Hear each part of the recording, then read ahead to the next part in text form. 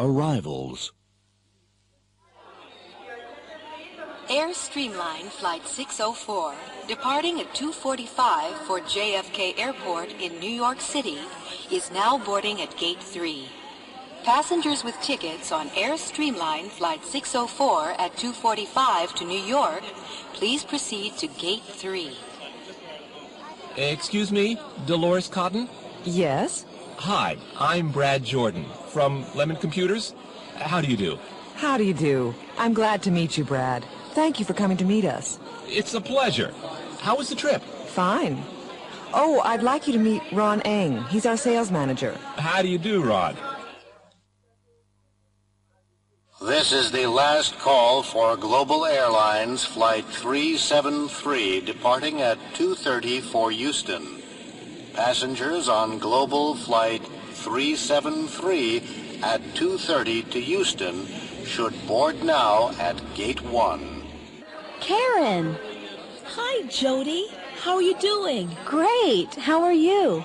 I haven't seen you for ages. I'm all right. Are you here to meet somebody? No, my mom just left for Miami. Do you have time for coffee? Sure, I'd love some. Crossland Airlines announces that Flight 127 to Houston and El Paso is now scheduled to depart at 3 o'clock from Gate 7. Passengers on Crossland 127 are advised that their flight will depart from Gate 7 at 3 o'clock. Margaret, hi. Hello, Carol. How are you? Oh, I'm okay. How are you getting along? Fine, thanks. How are Larry and the kids? Everybody's fine.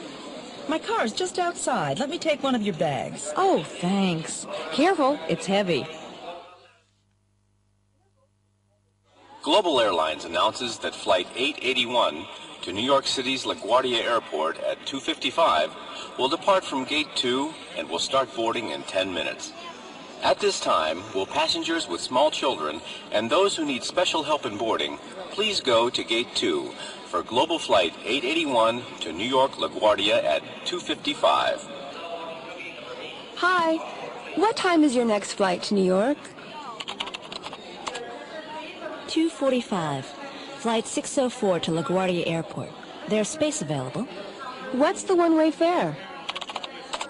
It's $228.70 with tax. Okay, there you go. Put it on my Visa card, please. All right, just a second.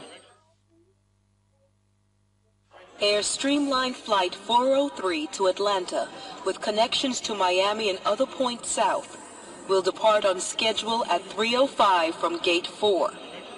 We repeat, Air Streamline 403 will depart as scheduled at 3:05 for Atlanta. Passengers should make their seat selection at Gate 4 prior to boarding, which will begin in 5 minutes. Well, hi there. Hello. How are you doing? Oh, fine. Excuse me. Do I know you from somewhere? Sure, it's me, Rick Balestrina.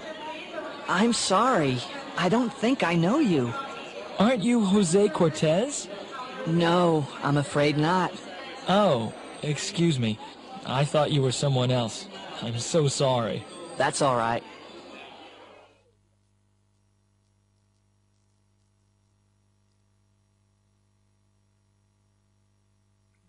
Is everything ready?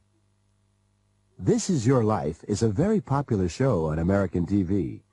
Every week, they invite a well-known person to a TV studio. The person doesn't know that he or she will be the subject of the program. The host greets the person with, "This is your life." The person then meets friends and relatives from the past and present. They tape the program before a live audience. The taping begins at 8 o'clock. It's 6:45 now, and the director is checking the preparations with her new production assistant. The subject of tonight's show will be an actor, William Payne. The host, as usual, will be Joe Campanero. Okay, we're bringing Bill Payne here in a rented limousine. He thinks he's coming to tape a talk show appearance. We've told the driver to arrive at exactly 7:55. The program begins at 8 o'clock. At that time, Bill will be walking to the studio. Joe will start his introduction at 8:01, and Bill will get here at 8:02. Joe will meet him at the door. Camera 4 will be there. Then he'll take him to that sofa. It'll be on camera 3. Bill will be sitting there during the whole program. For most of the show, Joe will be sitting next to the sofa or standing on that X. He'll be on camera 2. The guests will come through that door, talk to Bill and Joe, and then go backstage. Now, is that clear? Yes, but, there is one thing. Well, what is it? Where will the guests be waiting before they come on? The green room, 401. Stephanie will be sitting there with them. They'll be watching the show on a monitor. She'll cue them 2 minutes before they come on. Okay, I think that covers everything.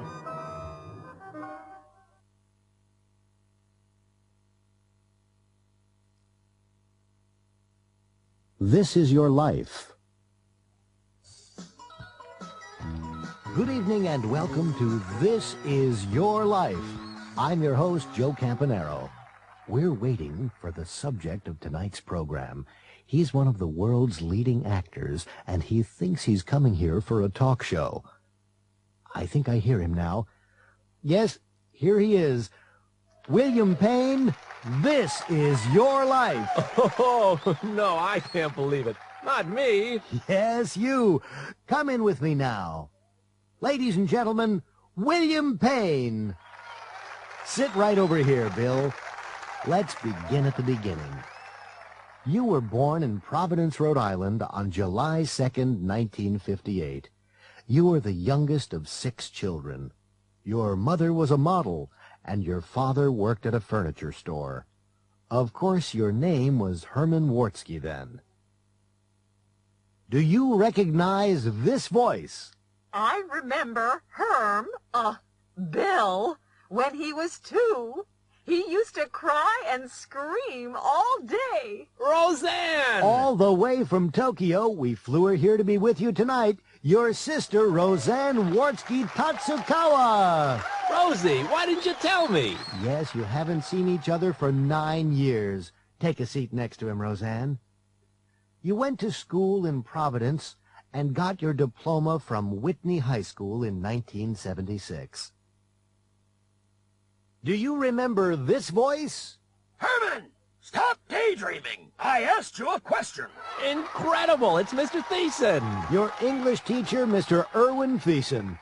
Was Bill a good student, Mr. Thiessen? Well, not really. No, he was the worst in the class, but he was a great actor even in those days. He could imitate all the teachers. Thank you, Mr. Thiessen. You can talk to Bill later. Well, Bill, you went on to the Yale School of Drama in 1978 and finished in 1982. In 1983, you went to Hollywood. Do you know this voice? Say, Bill, can you ride a horse yet? Rita! Yes, Rita Colon, who's flown in from New York, where she's appearing in the new musical, The Romance Dance. Bill, darling, it's so wonderful to see you. Hello, Joe, darling. Bill and I were in a movie together in 1984. Bill had to learn to ride a horse and, well, Bill doesn't like horses very much. Like them? I'm scared to death of them. Anyway, poor Bill practiced for 2 weeks. Then he went to the director, it was John Galveston, and said, "What do you want me to do?" John said, "I want you to fall off the horse." Oh, Bill was furious. He said, "What? Fall off? I've been practicing for 2 weeks. I could fall off the first day without any practice."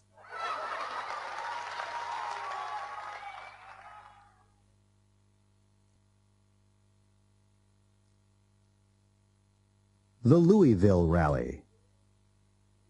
The Louisville Rally, which started in 1991, is quickly becoming one of the most famous car events in the United States. Competitors leave from several points around North America and follow routes of approximately equal length to a rallying point, which will be Kansas City this year. Then they follow a single route to the finish. The rally consists of 6 daily stages, beginning on Sunday morning, and each competitor will have driven over 2,000 miles by Friday night. It is not a race. The winner is decided on a points system. Drivers have to maintain an average speed between control points, and there are also special tests of driving skill in different conditions on the way. Rally news from CSN, Cable Sports Network. Now here's a report from Bob Costello. Hello from Billings, Montana. It's 9 o'clock on Monday night, September 25th, and the Pacific Northwest competitors in the Louisville Rally have just arrived here at the end of the second stage in this year's contest. Eric Rogers, who's driving a Pontiac Grand Am, is in the lead. Chris Sullivan, who won last year's rally, crashed near Spokane, Washington this morning. Chris was not hurt, but he will be unable to continue. 7 other drivers have withdrawn due to bad weather conditions. Tonight, the drivers who left from Seattle on Sunday morning will be heading into Wyoming.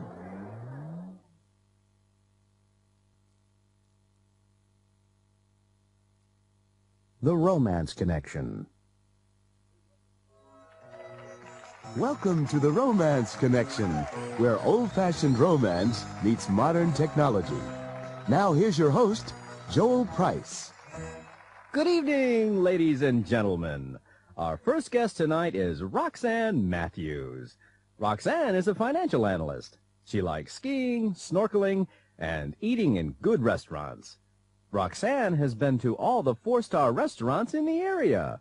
She loves going to the theater and the movies. She dates about once every 2 weeks.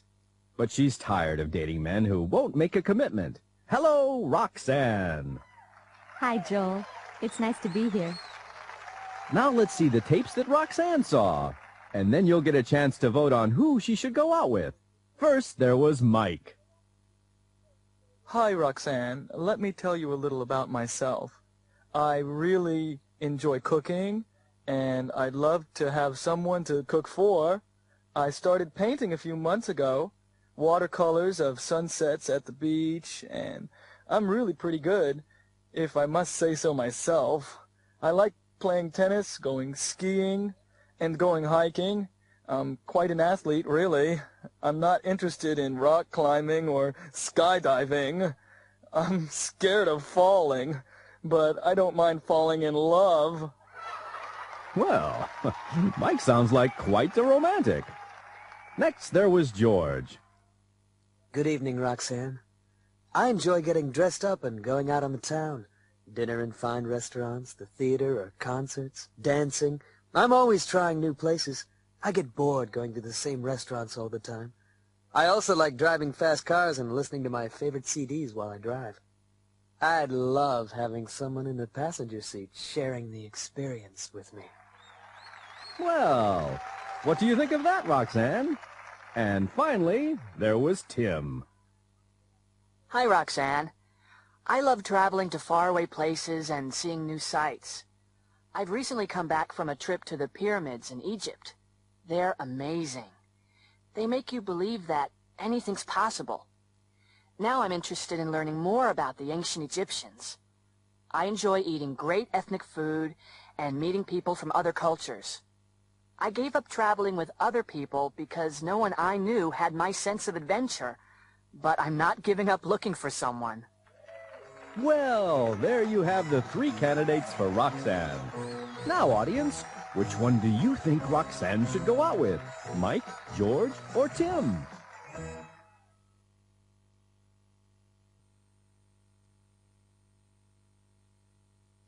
Battle of Sheridan Street. Channel 7 News Desk. We have 2 reports tonight on that continuing story from Sheridan Street. First, let's go to reporter Alan Nelson at City Hall. Report 1. Thanks, Katie.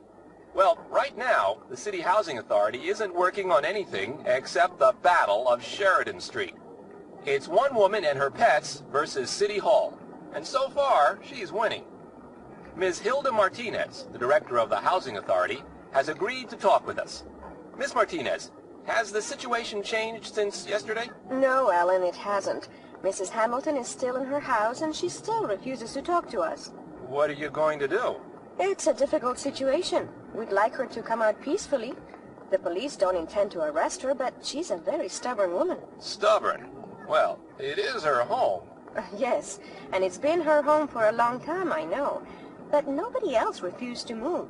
You see, we're going to build 400 apartments in that area. We expect to have about 1,200 people living there when the project is finished. You have to balance that against one person and a pack of dogs. But Mrs. Hamilton was born in that house, and she is trying to give a home to the homeless dogs of this city. Of course. But we have promised to relocate her and one of her dogs to a modern apartment in a senior citizens project. The other dogs will go to the ASPCA. So, what happens next? We can't wait forever. We want the ASPCA to take all the dogs first. Then we hope to talk to Mrs. Hamilton and convince her to move. We have to do something soon. Thank you, Miss Martinez. Live from City Hall, this has been Alan Nelson for Channel 7 News Desk. And now to Cindy Wong, who is with Mrs. Florence Hamilton at her home on Sheridan Street. Report 2. I'm standing in front of the only house still occupied on the 800 block of Sheridan Street. We have managed to set up an interview with Mrs. Florence Hamilton, the occupant of the house. She has decided to speak to us, but she has demanded to see me alone except for a camera crew of 2. Mrs. Hamilton, our viewers would like to hear your side of the story. There's not much to say. They want me to move.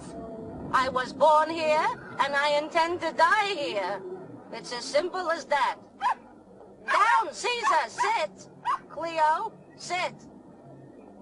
But the housing authority really needs to have this land, and they have arranged to relocate you. I know, but I can't take all my dogs. Just one. I love them all, and I need to have company. They're all I have. Come back, Calpurnia. Sit. Sit. How long can you hold out here? Oh, I have plenty of food. People bring me dog food. The city has threatened to cut off my water and lights, but I'll be all right. Thank you, Mrs. Hamilton. You can tell the city for me that I want a house where I can keep my dogs, not a apartment for senior citizens. Yes, this has been Cindy Wong talking to Mrs. Florence Hamilton, who is fighting to keep her home and pets. For Channel 7 News Desk, back to you in the studio, Katie.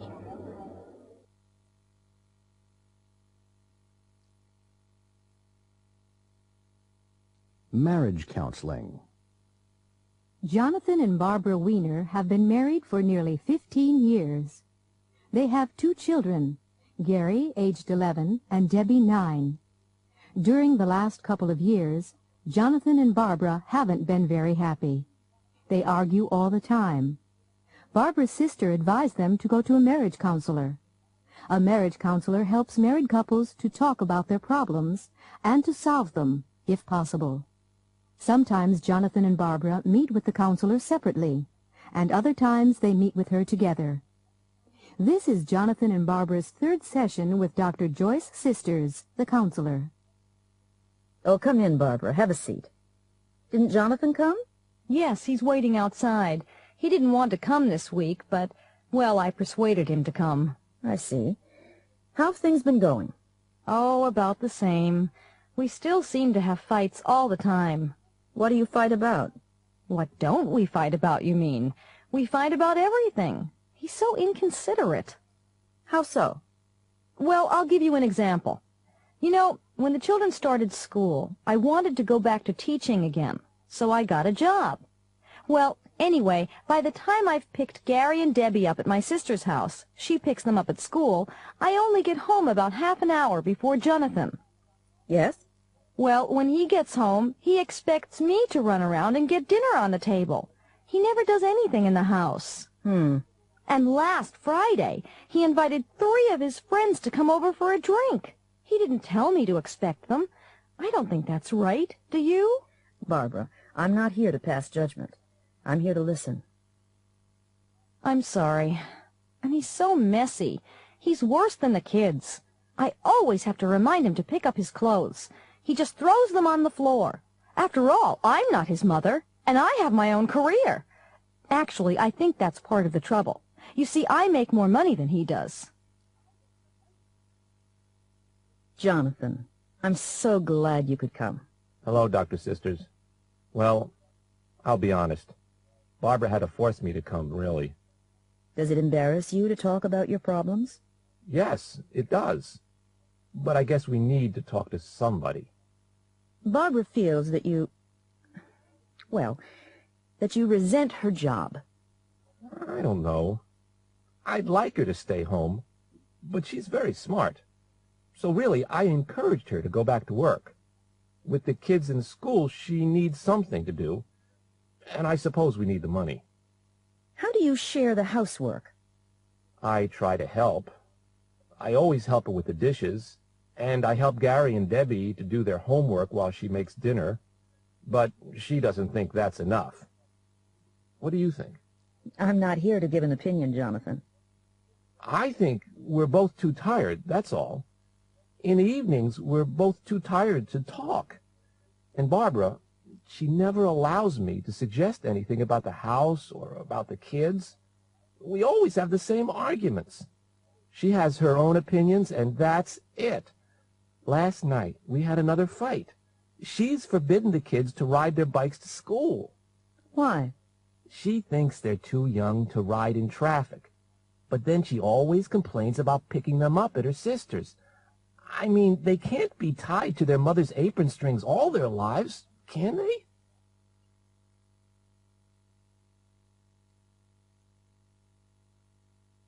At home with the Baldwins. The Baldwin family is like many contemporary American families. Both parents work. Evan is a lawyer, Lynn is a photographer. Zach, 12, is in 7th grade, and Chloe, 8, is in 4th grade. 7:30 a.m. Zachary, are you ready for breakfast? No, Dad. I have to make my bed first. Okay, but hurry up. Mom's making hot cereal. By the way, what do you want for lunch today? Can I have turkey? I'm tired of tuna. No problem.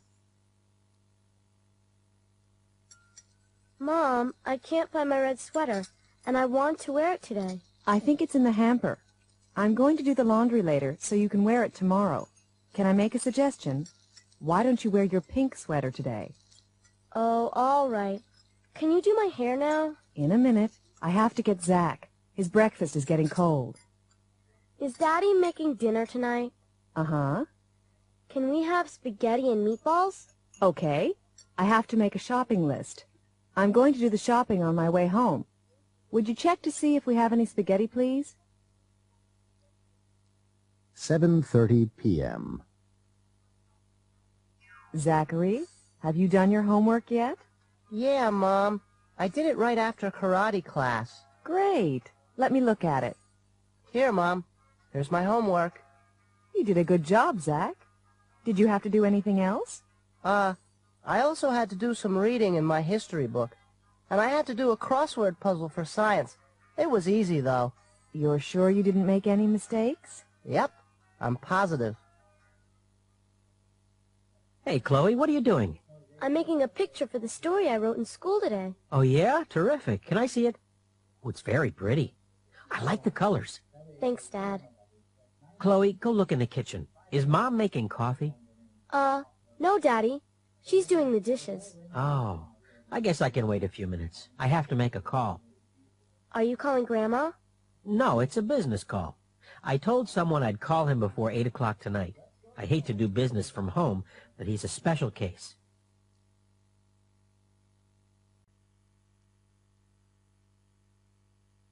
Sounding polite. We use words like please, thank you, and you're welcome to be polite. But we also communicate politeness with our voice using stress, intonation, and tone. Stress is how loud syllables or words are. Intonation is the way the voice rises and falls. Tone is the manner of our expression. Listen to these sentences. The words are the same, but the message is different. The first is polite. The second is not. Polite. Could you hold the door open, please? Impolite. Could you hold the door open, please? Listen to these sentences. Write P for polite, I for impolite. Would you turn down the radio, please? Would you turn down the radio, please? Would you turn down the radio, please? Open the door, please. Open the door, please. Open the door, please. Could you make a copy of this? Could you make a copy of this? Could you make a copy of this? Can I use your stapler? Can I use your stapler? Can I use your stapler? Would you please take our picture? Would you please take our picture? Will you please take our picture? Can I get change for $1? Can I get change for $1? Can I get change for $1? Listen to the conversations. The sentence below each picture is what the speaker will say next. Predict how the speaker will say the sentence. Hurry up. We're going to be late. The train leaves in half an hour. Really? I thought we had plenty of time. Could you walk a little faster, please? Hello. I'd like to deposit this check. Certainly. Oh, you forgot to endorse it.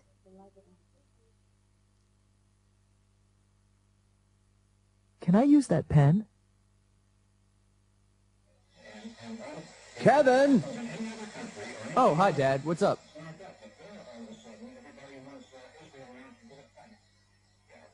Would you mind turning off the TV?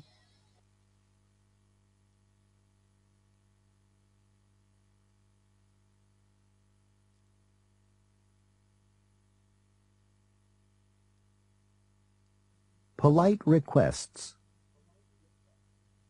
Mike? Yeah? Close the door, will you? It's freezing in here. Sure. I'm sorry. Karen? Lend me 50 cents. I left my purse in the office. Oh, okay. Here. Thanks. Excuse me, could you pass the sugar? Of course. There you are. Thank you very much. Do you need some help? Oh, thank you. Would you mind putting my suitcase up on the rack? Not at all. There you go. Oh, thank you so much. You're very kind. Excuse me, it's stuffy in here. Do you mind if I open the window? No, I don't mind at all. I'd like some fresh air, too. Excuse me, Lorraine. Could I ask you something? Sure, Wendy. What is it? Can I have the day off next Friday? Well, we're very busy now. Is it important? Yeah, it is, really. It's my cousin's wedding. Oh, well, of course you can. Can I help you, ma'am? I beg your pardon? Can I help you, ma'am? Oh, no, thanks. I'm just looking. Good morning. Good morning. I wonder if you can help me. I'm looking for a Father's Day present for my father. Have you thought about a nice tie? Maybe. Could you show me some of your ties? Excuse me. Yes? I wonder if you'd mind handing me one of those cans of peas on the top shelf. I can't reach it. Oh, sure. There you are. Thank you very much.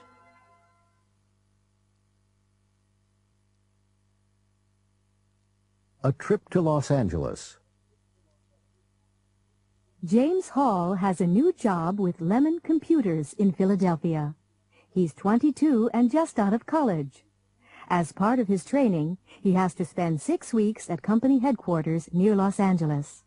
It's his first business trip, and he's packing his suitcase. He lives with his parents, and his mother is helping him. Jimmy, haven't you finished packing yet? No, Mom, but it's all right. There isn't much to do. Well, I'll give you a hand. Oh, there isn't much room left. Is there anywhere to put your shaving kit? Yeah, sure. It'll go in here. Now, I have 3 more shirts to pack. They'll go on top, but there's another pair of shoes to get in. Put them here, one on each side. There. Okay, I think we can close it now. Okay. Where's the tag? What tag, hon? The name tag that the airline gave me to put on the suitcase. Oh, here it is. Now, do you have the key?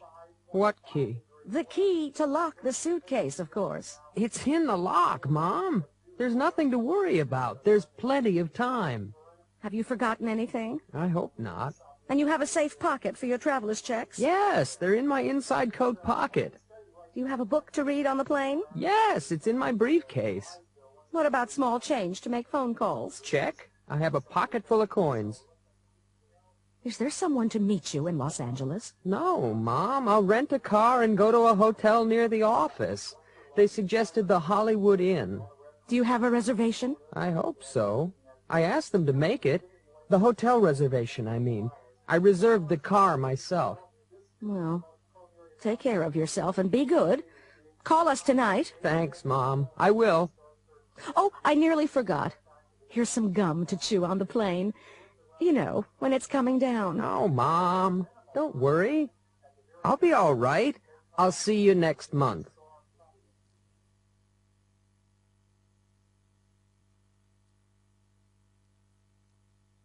Flying to Los Angeles. At the airport. James is at the Air USA terminal at the airport. He's already checked in. He's been through the security check, and he's gone to the gate to wait for his flight. 1. This is the last call for Flight 932 to Syracuse, now boarding at Gate 14. Scheduled departure time is 3:25 p.m.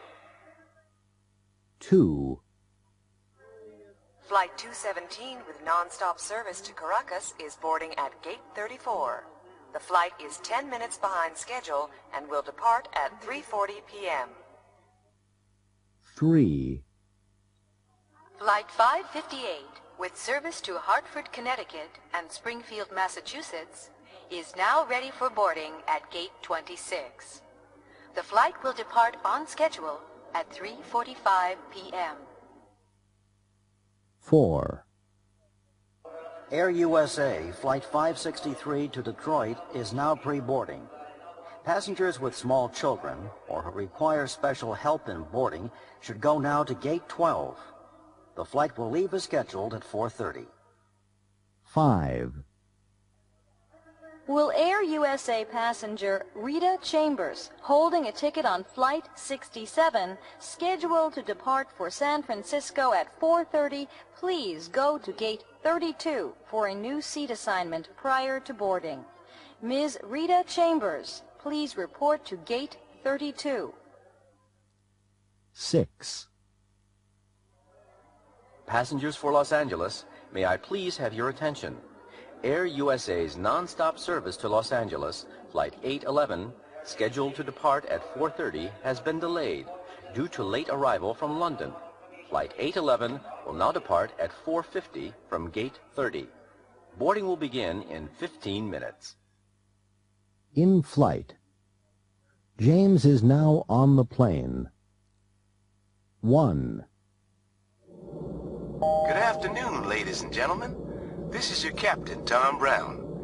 We'd like to welcome you aboard Flight 811 and to apologize for the delay. We had some bumpy weather over the Atlantic and arrived late from London. Now we are experiencing another slight delay as we wait for clearance from air traffic control. We don't expect it will be more than 5 minutes, and we hope to arrive in Los Angeles at about 7:30 local time. 2. This is the captain again.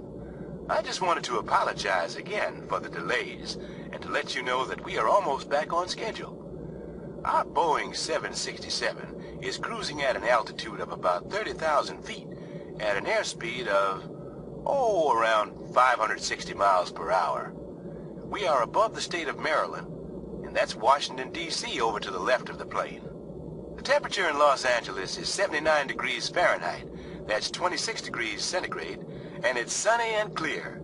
Really unusual for Los Angeles.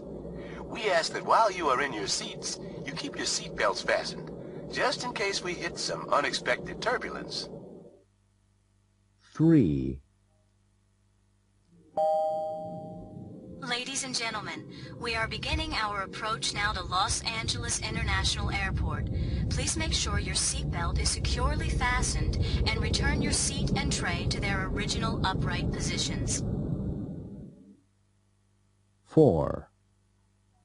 We hope you have had a pleasant and enjoyable flight, and we'd like to thank you for flying Air USA today. Please remain in your seat until the plane has come to a complete and final stop at the gate. If you have any questions about connecting flights, please see the Air USA agents who will meet our flight.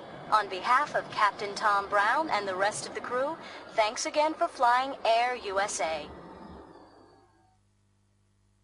Beverages on the plane. Something to drink, sir? Yeah, yes, thanks.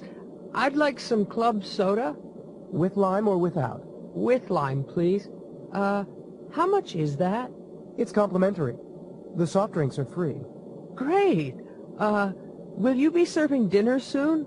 Sure, as soon as we finish the beverage service. Oh, good. What is it? We have a choice today of lasagna or chicken. Thanks. Would you mind giving me some more peanuts? I'm getting kind of hungry. Not at all, sir. Here you go.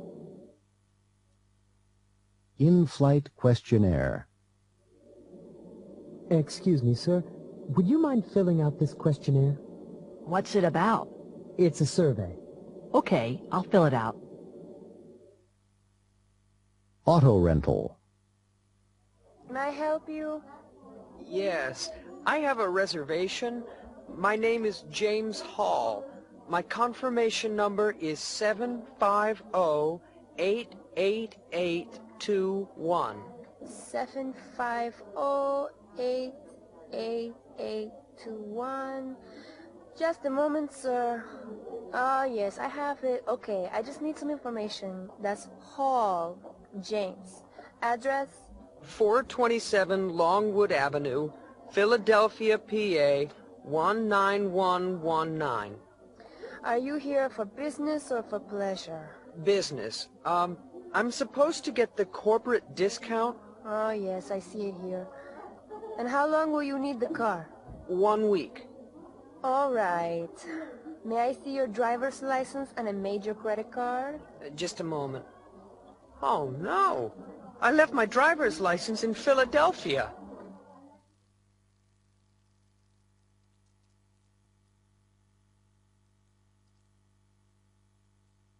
Money. Buying with a credit card. Credit cards can be used in millions of locations worldwide. They can be used for buying things by telephone. This is useful if you want to buy things from another country.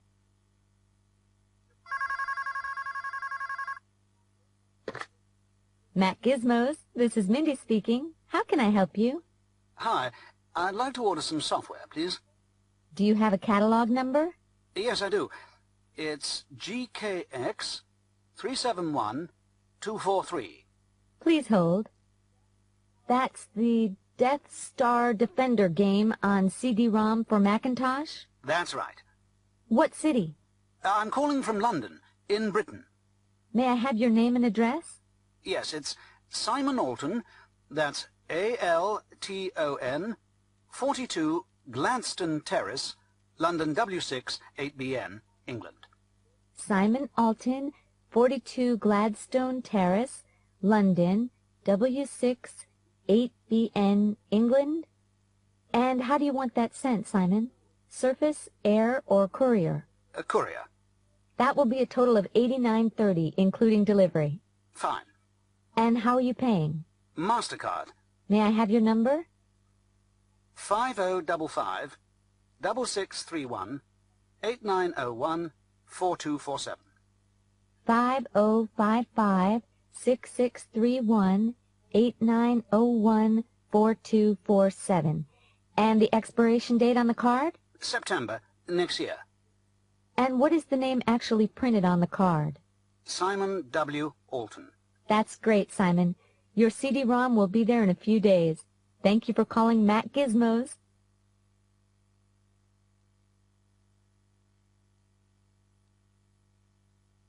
Money, money, money. Bargaining.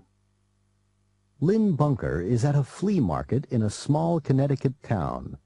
She's just seen a glass bowl at one of the stands. She collects American glass objects made during the 1930s. She's interested in buying the bowl. Excuse me, how much do you want for this bowl? Let's see. That's an outstanding piece of depression glass, in perfect shape. It's worth $150. $150? Oh, I couldn't possibly pay that much. It's a shame. It really is nice. Hold on, lady. I said it was worth $150. I'm only asking $115. $115? Yeah, it's a real bargain. Oh, I'm sure it is. But I can't afford that. Well, look. Tell you what I'll do. I'll make it an even 100. I can't go any lower than that. I'll give you 65. 65? Come on, lady. You've got to be kidding. I paid more than that for it myself. Take it for 90. It's worth every penny. Well, maybe I could give you 75. 85. That's my final price. 80. Make it 83. Okay, 83. Let me wrap it up for you. There you are, lady. A real bargain. Yeah, thanks a lot.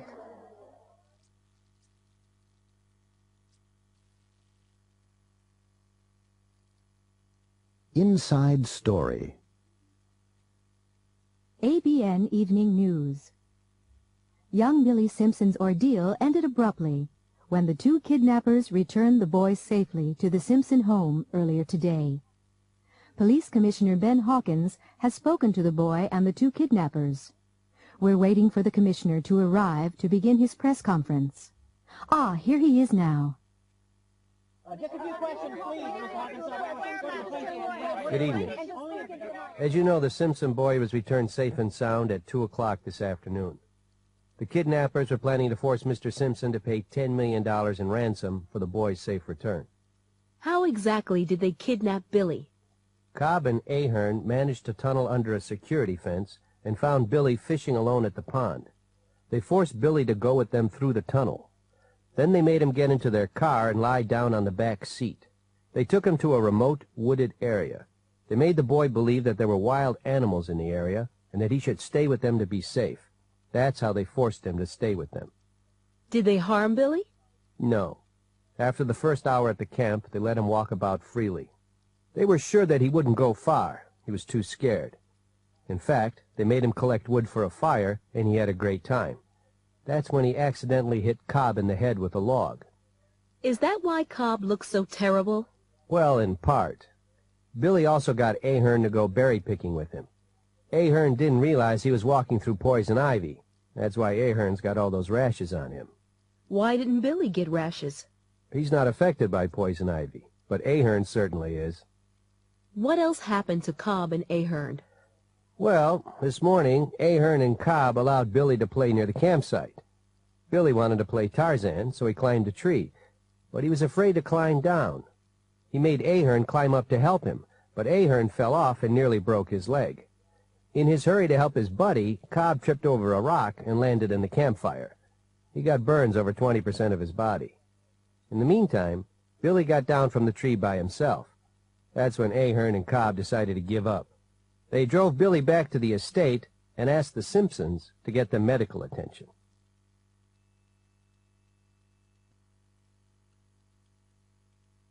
Preferences. What are you doing tomorrow night? Nothing. Why? Well, do you like music? Yes, I do. Very much. Which do you like better, country or jazz? I like both, as a matter of fact. Well, Joed Davis is playing at the Hoot and Holler. Would you like to go? Yeah, great. He's one of my favorites. Hey, Carla, look. They have a fabulous selection of jeans. Oh, yeah, and they have my size. Yeah, but only in BCs and guest. Yeah. I don't like either one of them very much. I really wanted some rustlers. But they don't have them in your size. Try a pair of BCs. No, I'd rather find some rustlers somewhere else. Well, what movie do you want to see? A Moment of Peace is at the MCM, too. I'd like to see that. I'd rather not. Let's see All's Fair. Oh, no. The reviews were terrible. But it sounds like fun. A Moment of Peace is in French, and I really don't want to read subtitles. Then how about California Sunset? I'd rather not. I can't stand Steve Newman. Well, you choose then. You know, I'd much rather stay home and rent a video. What do you feel like having? I don't know. There isn't much choice, is there? No, not really. What would you rather have? Chicken a la king or spaghetti and meatballs? I can't make up my mind. I just like a tuna fish sandwich. We can look at the regular menu if you'd like. Nah, it's not worth it. I'll have the spaghetti.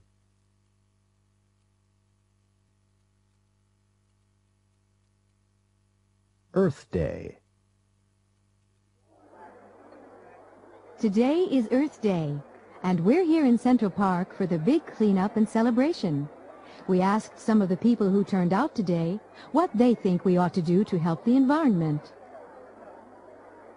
Well, I think we'd better do something to protect the tropical rainforests before they're all gone. You know, rainforests only make up like 2% of the Earth's surface, but over half the world's wild plant, animal, and insect species live there. 1 out of every 4 pharmaceuticals comes from a plant in a tropical rainforest. We ought to support organizations involved in rainforest conservation, like the Rainforest Action Network in San Francisco. The most important thing to me is to save and care for all the wildlife in the world. Did you know that by the year 2000, 20% of all Earth species could be lost forever? And we'd better not save only the mammals. We ought to be concerned about the insects, fish, amphibians, reptiles, and plants. I think the governments of the world had better get together and do something. I'm really worried about the quality of the air we breathe. Cars cause a lot of the air pollution, and everybody ought to do whatever possible to stop it, you know. For example, people ought to drive together or use public transportation. That would keep millions of pounds of pollution out of the atmosphere. People ought to buy cars that get good gas mileage and keep them tuned up and running well. The more gas a car uses, the more pollution it emits. We'd all better support the development and use of cars that use alternative energy sources, like electric cars, solar-powered cars, and cars that run on methane gas. We better not take the water we have for granted in this country. Every day we consume 450 billion gallons of water.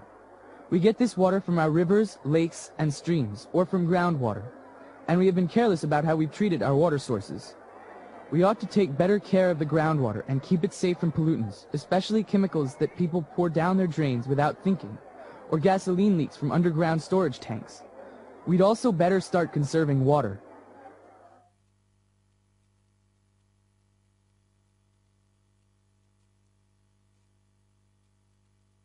Night Flight. This is your captain, John Cook speaking. We reached our cruising altitude, and I've just turned off the fasten seatbelt sign. Our estimated time of arrival in Anchorage is 1 a.m., so we've got a long flight ahead of us. I hope you enjoy it. Our flight attendants will be serving dinner shortly. Thank you. It was Christmas Eve, 1959. A lot of the passengers on the nearly full plane were traveling home to spend the holidays with their families. It was a smooth and quiet flight. The flight attendants had just finished picking up the trays and were in the galley putting things away when the first buzzers sounded. One of the flight attendants went down the aisle to check. When she came back, she looked surprised. It's amazing, she said. Even on a smooth flight like this, 2 people have gotten sick. 20 minutes later, nearly half the passengers were sick, violently sick. Several were moaning and groaning, some were doubled up in pain, and 2 were unconscious. Fortunately, there was a doctor on board, and he was helping the flight attendants. He came to the galley and said, "I'd better speak to the pilot. This is a severe case of food poisoning. I think we'd better land as soon as possible." "What caused it?" asked one of the flight attendants. "Well," replied the doctor, "I had the beef for dinner, and I'm fine. The passengers who chose the fish are sick." The flight attendant led him to the cockpit. The door was jammed. Together they pushed it open. The captain was lying unconscious behind the door. The co-pilot was slumped across the controls, and the engineer was trying to revive him. The doctor quickly examined the 2 men. "Can you land the plane?" the doctor asked the engineer. "Me? No, I'm not a pilot. We've got to revive them," he replied. "The plane's on automatic pilot. We're okay for a couple of hours." "They could be out for a long time," said the doctor. "I'd better contact ground control," said the engineer. "Maybe you should make an announcement and try to find out if there's a pilot on board," the doctor suggested. "We can't do that," the flight attendant said. "It'll cause a general panic." Suddenly she remembered something. "One of the passengers. I overheard him saying that he'd been a pilot. I'll get him." She found the man and asked him to come to the galley. "Didn't you say you used to be a pilot?" she asked. "Yes. Why?" She led him to the cockpit. They explained the situation to him. "You mean you want me to fly the plane?" he asked. "You must be joking. I was a pilot, but I flew single-engined fighter planes, and that was 15 years ago. This thing's got 4 engines. Isn't there anybody else?" he asked. "I'm afraid not," said the flight attendant. The man sat down at the controls. His hands were shaking slightly. The engineer connected him to air traffic control. They told him to keep flying on automatic pilot toward Anchorage and wait for further instructions from an experienced pilot. An hour later, the lights of Anchorage appeared on the horizon. He could see the lights of the runway shining brightly by a lake. Air traffic control told him to keep circling until the fuel gauge registered almost empty. This gave him a chance to get used to handling the controls. In the cabin, the flight attendants and the doctor were busy attending to the sick. Several people were unconscious. The plane circled for over half an hour. The passengers had begun to realize that something was wrong. "What's going on? Why don't we land?" shouted one man. "We've got to get my wife to the hospital." A woman began sobbing quietly. At last, the plane started its descent. Suddenly, there was a bump that shook the plane. "We're all going to die!" screamed a man. Even the flight attendants looked worried. "It's all right," someone said. "The pilot just lowered the landing gear, that's all." As the plane approached the runway, they could see fire trucks and ambulances speeding along the runway with their lights flashing. There was a tremendous thump as the wheels hit the tarmac, bounced twice, raced along the runway, and screeched to a halt. The first airport truck was there in seconds. "That was nearly a perfect landing. Good job," shouted the air traffic controller. "Thanks," said the man. Any chance of a job?"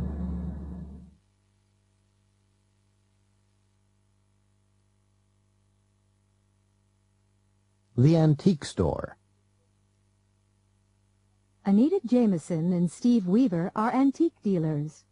They have a very successful business. They travel around the country buying antique furniture and paintings from flea markets antique stores, and elderly people. Steve has just come out of a little antique store, and he seems very excited. Anita, we're in luck. There's a painting in there, a landscape. It's a good one. I thought it might be valuable, so I took a good look at the signature.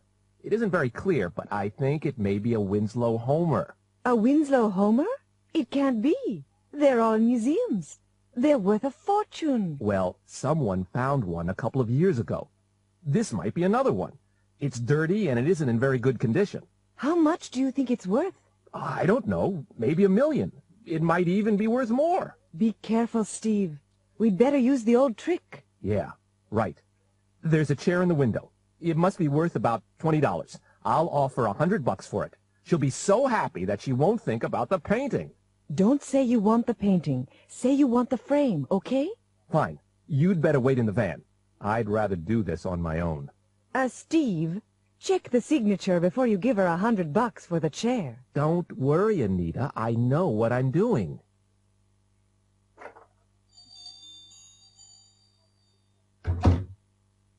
I'll be with you in a minute. I'm interested in that chair in the window. What? That old thing? It's been there for years. It has? It's very nice. I think it could be Victorian. Really? Yes, I think I'm right. I've seen 1 or 2 other chairs like it. I think I could get a good price for that in New York. I'll offer you $100. $100? You must be out of your mind. No, it's a fair price. Well, then, it's yours. There you are, then. $100. Goodbye. Oh, by the way, that painting's in a nice frame. It's a nice picture, honey. Late 19th century, I've heard. Oh, no, it can't be. I've seen lots like it. It must be 20th century. There's no market for them. Still, I could use the frame. All right. How much will you give me for it? How about $40?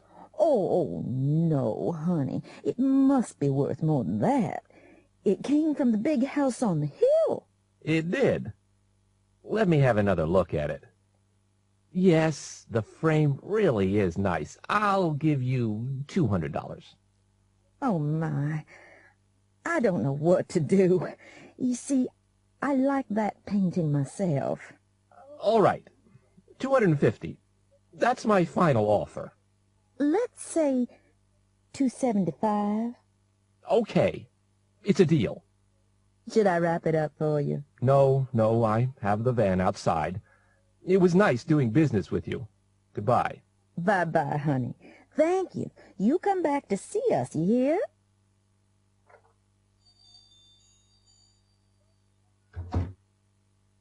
Beauregard? Yes, darling? I've sold another one of your imitation Winslow Homers. You'd better bring another one downstairs if the paint's dry. The young gentleman who bought it seemed very happy with it.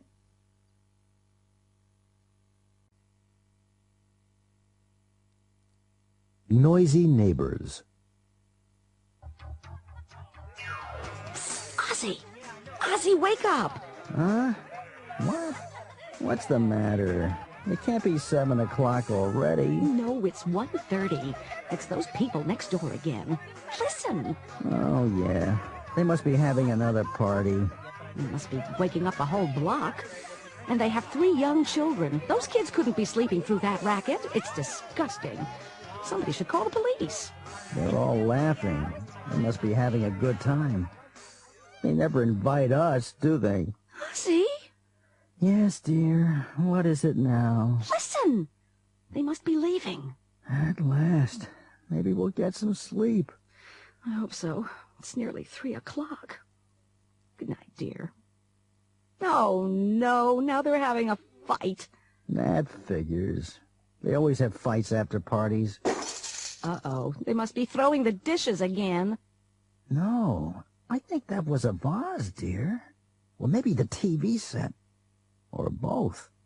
Ozzy, listen. There's someone in the backyard next door. Huh? It must be a cat. No, it can't be. It's too loud. What time is it? It's 4:45. Who could it be? I'd better take a look. Ooh, it's Howard, and he's carrying a shovel. Really? You don't think he's killed her, do you? Well, we haven't heard her voice for a while. No, she's probably sleeping.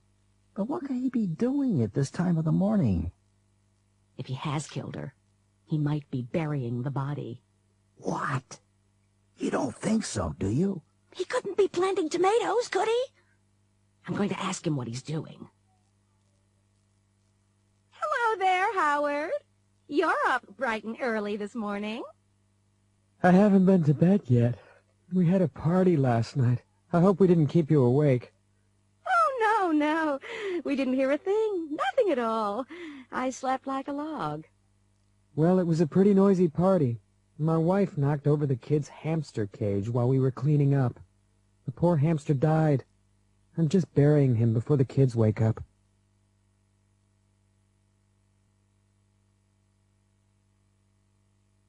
A sparkling camp. It's Friday afternoon in June at the Takabachi Summer Camp. The camp counselors are supposed to be working, but they aren't. The camp has to be ready for the first summer campers. They'll arrive tomorrow. The counselors have had lunch, and they're taking it easy in the counselors' lounge. Their camp director has just opened the door. He's brought the duty roster with him, so he knows exactly what each of them should be doing. Hey! What's going on here? Terry, what are you doing? I'm watching TV. And what are you supposed to be doing? I'm not sure. Well, let me tell you, Terry. You're supposed to be cutting the grass. Oh, right. I'm sorry. I'll get right on it. When I come back, you'd better be cutting the grass. Do you hear me? Okay, I'm going. Get a move on, Terry. Remember the Takabachi motto, a sparkling camp by the sparkling water.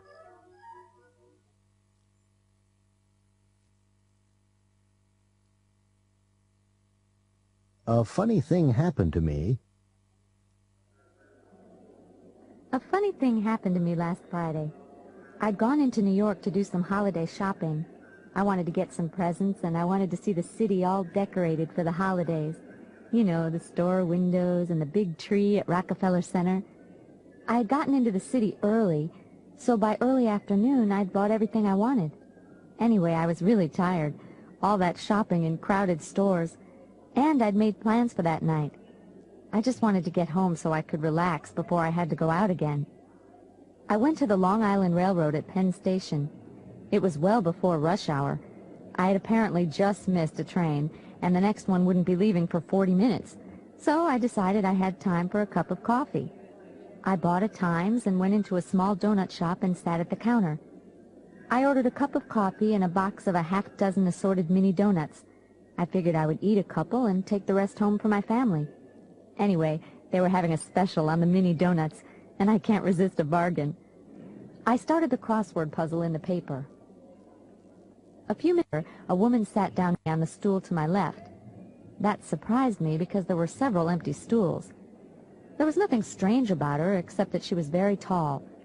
In fact, she looked like a typical businesswoman. You know, conservative suit, briefcase. I didn't say anything.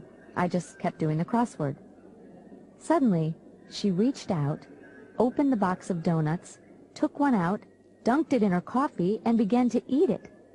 I couldn't believe my eyes. Anyway, I didn't want to make a scene, so I decided to ignore it. I always avoid trouble if I can. I just took a donut myself and went back to my crossword. When the woman took a second donut, I didn't say a word. After all, if I hadn't protested when she took the first one, how could I say anything when she took the second one? I pretended to be very interested in the puzzle. A few minutes later, I casually put out my hand, took another donut, and glanced at the woman. She seemed to be glaring at me. She was making me feel so nervous that I decided to have a third donut.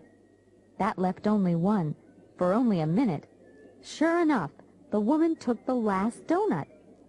I nervously continued eating my donut and decided to leave. I was ready to get up and go when the woman suddenly stood up and hurried out of the donut shop. I felt very relieved and decided to wait for 2 or 3 minutes before going myself. I finished my second cup of coffee, folded my newspaper, and stood up. And there, on the counter, underneath where my paper had been, was my unopened box of donuts.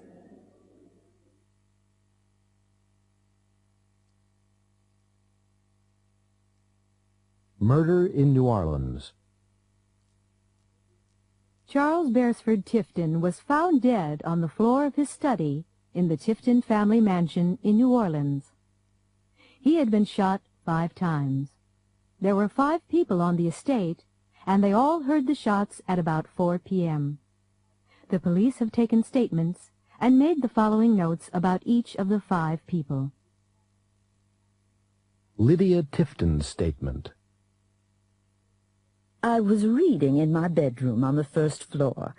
I heard the shots. There were 4 or 5. I wheeled myself into the hall. The study door was open. Ruth Ellen was standing in the doorway screaming. Benson was standing at the French windows. The gun was on the floor next to my husband's body. J.D.'s statement. I was in the den. I was listening to a new CD. Suddenly there were 5 shots. I thought it was Uncle Ike at target practice. Then I heard a scream. It sounded like Ruth Ellen, so I opened the connecting door to the study and saw Big Daddy lying there, Benson at the French windows, and Mama and Ruth Ellen together in the doorway to the hall. I couldn't believe my eyes. Ruth Ellen Potts' statement. I was in the living room, writing my resume. I heard the shots and ran across the hall. The door to the study was open. There was poor dear Charles, Mr. Tifton, lying in a pool of blood. I started screaming. Benson came in through the French windows. They were open. Then Mrs. Tifton arrived. She didn't say a word. She just stared at me. Benson's statement. I was about to take my afternoon walk. The doctor told me to walk twice a day for my heart. Anyway, I had just come out of the back door, and I was walking around the corner of the house when I heard shooting. I ran across the lawn to the French windows. I saw Mr. Charles's body and Miss Ruth Ellen in the doorway. Dwight Dubois' statement. I was out by the pond, fishing in my usual spot, when I heard the shots. I hurried through the trees toward the house. I saw Benson running across the lawn toward the study. When I got there, everybody was in the room. Poor old Charlie was dead. I know a dead man when I see one. After all, I was in the army during the war.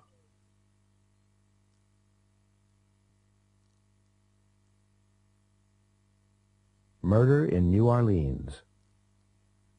Chief of Detectives Tony D'Amato is in charge of the case. Detective Sergeant Novak is his assistant.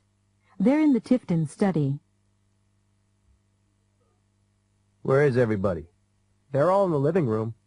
Reyes is with them. What do you think? It could have been any of them, couldn't it? Nobody seems very sad. Might have even been all of them. Yeah. Tifton wasn't exactly popular around here. Nobody liked him. But it could have been an outsider. No way. It must have been one of them.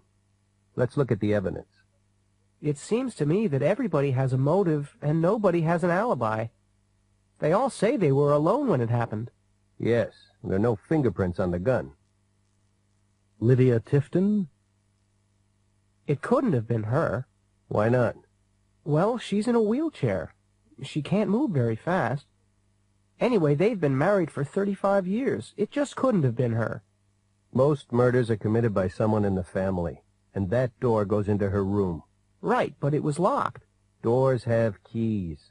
But why would she want to kill him? Ruth Ellen Potts is a very attractive young woman. We don't know what was going on. She might have been jealous. But he was over 60. He was old enough to be Potts' grandfather. Yes. But he was a good-looking man and very rich and powerful. Dwight Dubois? What about Dubois, Novak? He's a weird guy. I've been thinking about that. It couldn't have been him. Why not? Why would he need to shoot 5 times? He was a champion marksman. He could have killed him with 1 shot. Maybe he did, Novak. Maybe he did. I don't follow.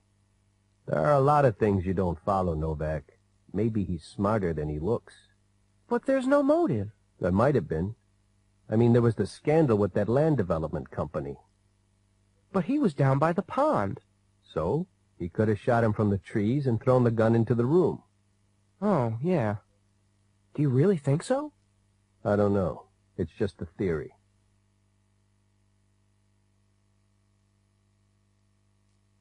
Call in. You're on the air. Good evening. I'm Harry Baxter, and this is Call In on radio station WLFM. We're talking tonight about government services.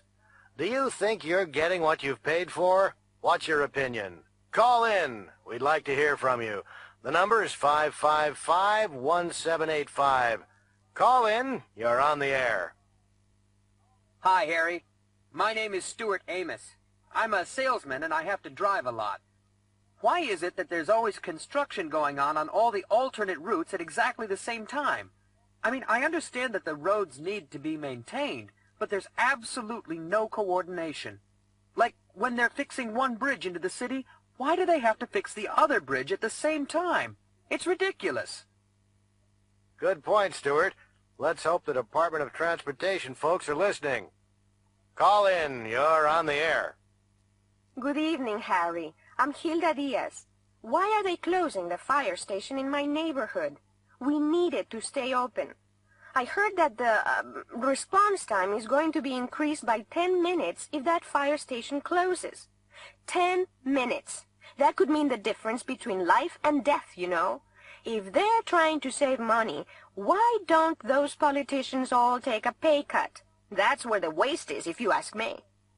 Well, Hilda, you certainly sound passionate. We'll see if the city doesn't change its mind. I hope you've called your city council representative. Call in. You're on the air. Harry, I'm Milton Kramer. I'm fed up with those sanitation trucks that come in the middle of the night and make all that noise. They must start at around 4 o'clock in the morning, and it's every other night. I'm sound asleep, and I have about 3 more hours before the alarm's going to go off, and the garbage truck comes. I can never get back to sleep, and before I know it, I have to get up for work. It ruins my whole day. There must be a way for them to change the schedule so they don't wake up the neighborhood. You know, Milton, I've never understood why sanitation trucks have to come in the middle of the night either. I'm sure the sanitation workers wouldn't mind having different hours, say like 7 o'clock to 4 o'clock. And on that note, it's time to say goodnight. Thank you for listening, and remember to tune in again tomorrow.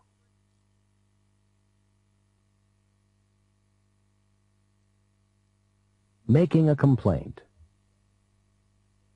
Good morning. I'd like to speak to the manager. I am the manager, sir. How can I help you? Well, it's this radio. It doesn't work. Did you buy it here? What? Of course I bought it here. Look, you turn it on and nothing happens. May I see your receipt? Receipt? I don't have one. You must have gotten a receipt when you bought it. I probably did. I must have thrown it away. Aha. Well, do you have any other proof of purchase? The guarantee, for example? No. It must have been in the box. I threw that away, too. That's too bad. You really ought to have kept it. We need to know the exact date of purchase. What? I only bought it yesterday. That young man over there waited on me. Oh, I paid by credit card. I have my copy here. Oh, all right then. Did you test the radio before you left the store? Tested? No, it was in the original box. I expected it to work. It wasn't some cheap radio. It's a good brand. You should have tested it. Come on, stop telling me what I should have done and do something. Either give me my money back or give me another radio. There's no need to get impatient, sir. Let me look at it. You see this little switch in the back? Yes. It's on AC, and it should be on DC. You really should have read the instructions. Oh.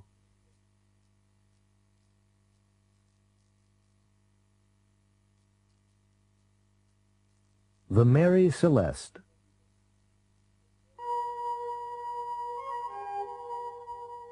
The Mary Celeste was built in 1861 in Nova Scotia, Canada, as a cargo-carrying sailing ship.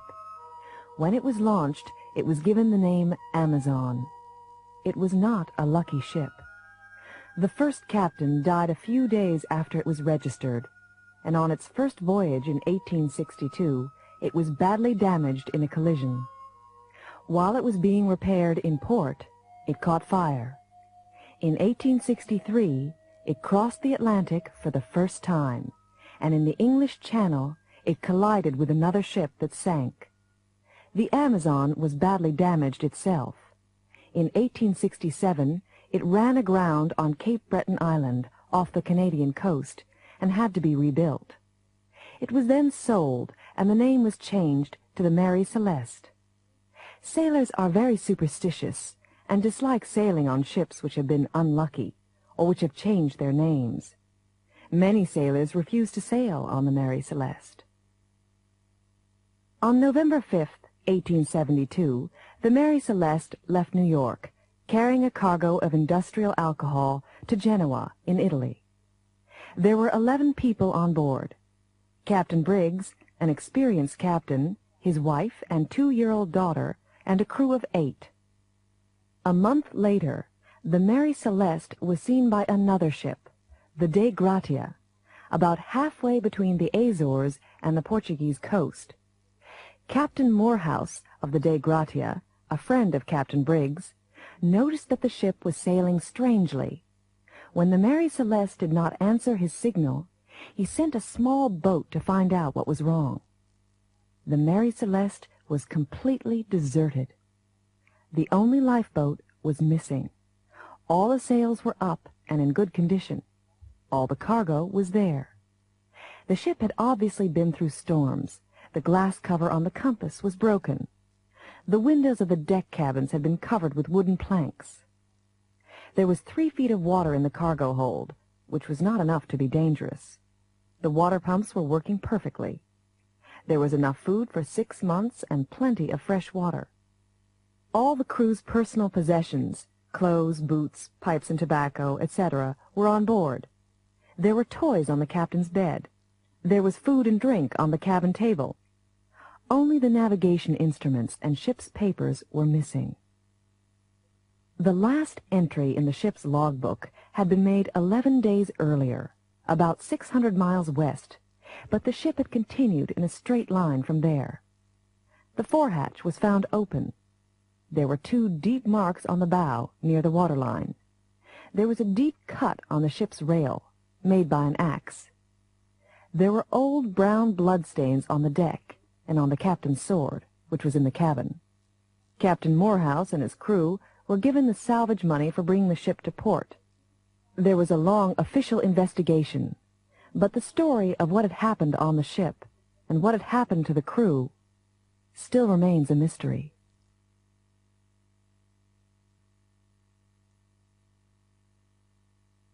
What do you think happened?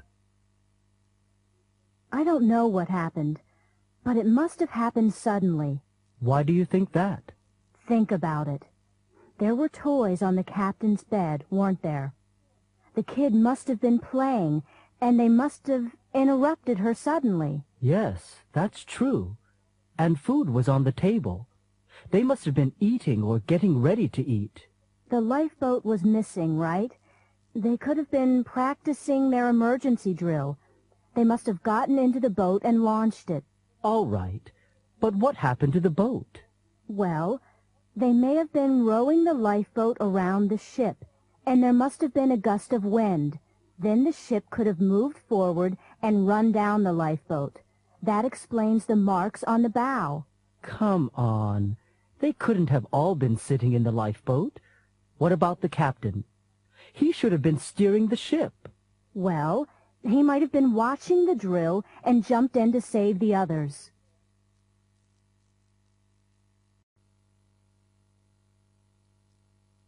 Apologies. Hello? Hi, Raphael. This is Alex.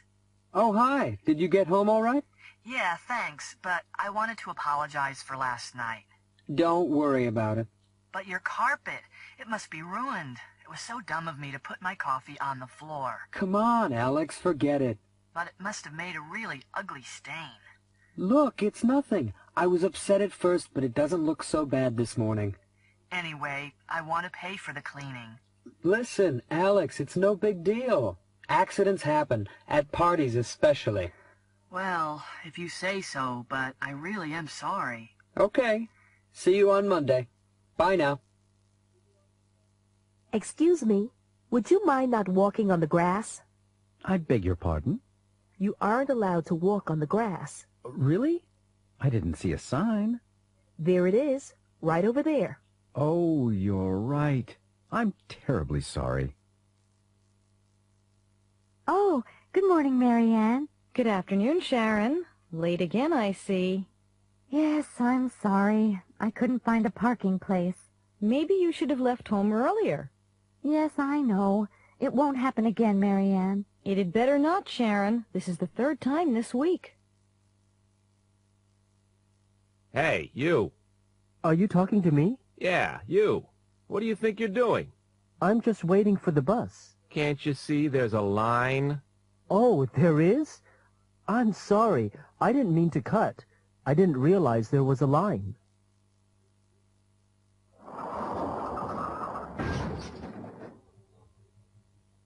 Are you all right? Yes, I'm okay. But what about my car? There doesn't seem to be too much damage. Let me see. Look at that. This is a brand new car. You shouldn't have been going so fast. Well, it wasn't my fault. It wasn't your fault? What do you mean, it wasn't your fault? I had the right of way. As a matter of fact, you didn't. You shouldn't have come out like that. Why not? There's no stop sign. Then what's that? Oh, a stop sign. I must have missed it. Well, you should have been more careful. You could have gotten us all killed. Yes, you're right. I'm sorry. What else can I say? Just thank goodness nobody's hurt. Here come the police. You'd better explain it to them.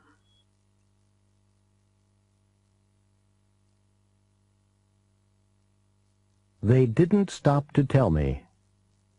Police Captain Mel Torino is questioning Nicholas Estrella, the driver of the hijacked Ruby Star truck.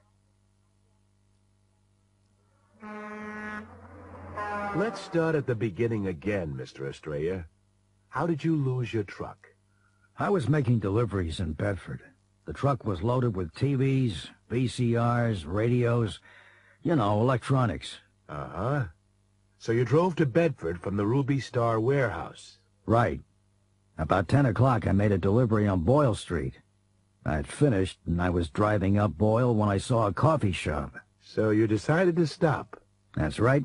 I stopped to get a sandwich to go. Go on. It didn't take me more than 3 minutes. I started walking back to the truck and... Did you see anybody near the truck? No, nobody.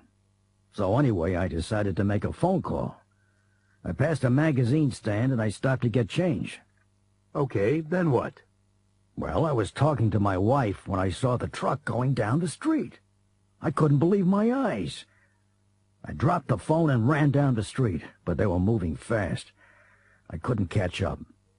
Did you remember to lock the cab door? Yes, I always remember to lock it. I'm not stupid. Okay, take it easy. Can you actually remember locking it this time? Yes, definitely. I remember putting the key in the lock. The key was all wet and dirty. It was raining, and I dropped it in a puddle. What about the door on the other side? Did you remember to check it? I don't actually remember checking it, but it's always locked, and I never use it. But you don't remember checking it? No, not really. Maybe I forgot to check it. So, it could have been open. Yes, I guess so. But I'd bet anything it wasn't. So what's your theory? They must have had keys. They started the engine, didn't they? How did they get the keys? Don't ask me. I have no idea. They didn't stop to tell me.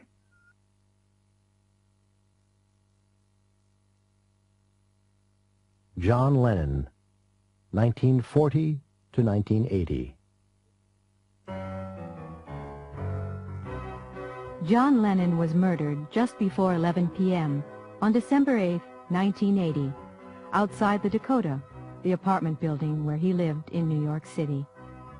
He had just gotten out of a car and was walking to the entrance when a voice called, "Mr. Lennon."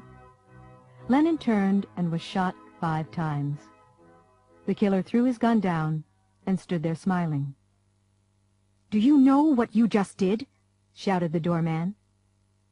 "I just shot John Lennon," the killer replied. Lennon was rushed to the hospital in a police car, but it was too late. The killer was 25-year-old Mark Chapman from Hawaii. Earlier the same evening, he had asked Lennon for his autograph. In fact, he had been hanging around outside the apartment building for several days. Chapman was a fan of Lennon's and had tried to imitate him in many ways. It is said that he even believed that he was John Lennon.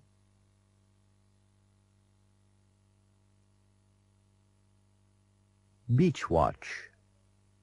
Hey, look at that guy. He's way out there. You're right. Unless he turns around soon, he'll be in trouble. I'm going in. That guy needs help. Call emergency services. Oh, no! Unless the lifeguard gets there soon, that guy will drown! Unless the lifeguard brings him in fast, the guy will die. Unless she can get his heart going, he won't make it. I've got a pulse. If I were that guy, I'd give those lifeguards a reward.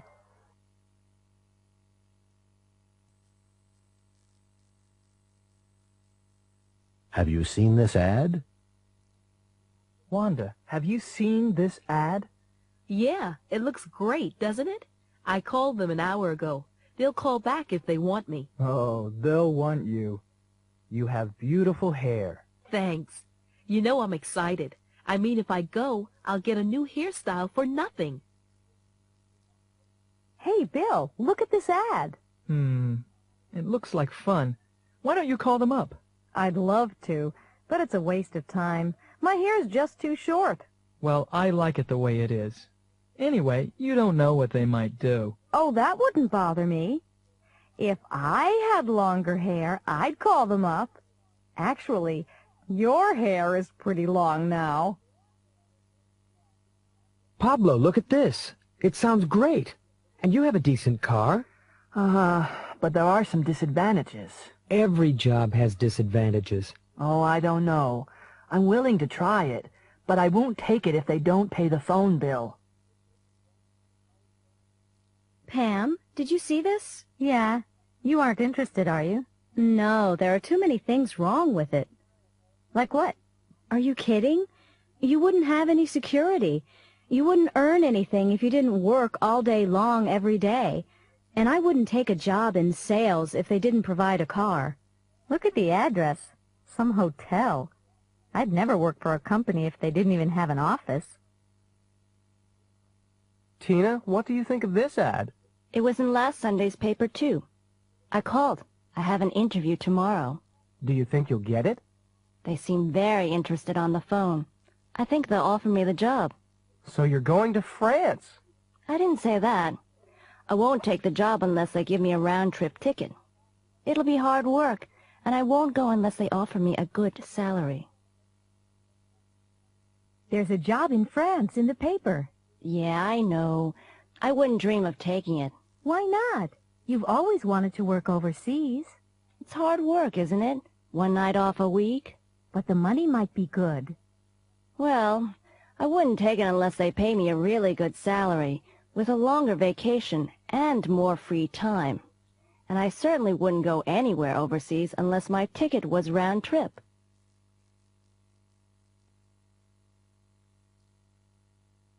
Glacier Watch.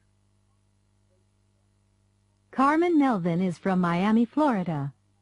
She's on vacation in Alaska, and she's taken a flight-seeing trip to a glacier. The helicopter has landed on the glacier. This way. Watch where you're going, please. Our insurance company doesn't want you to hurt yourselves.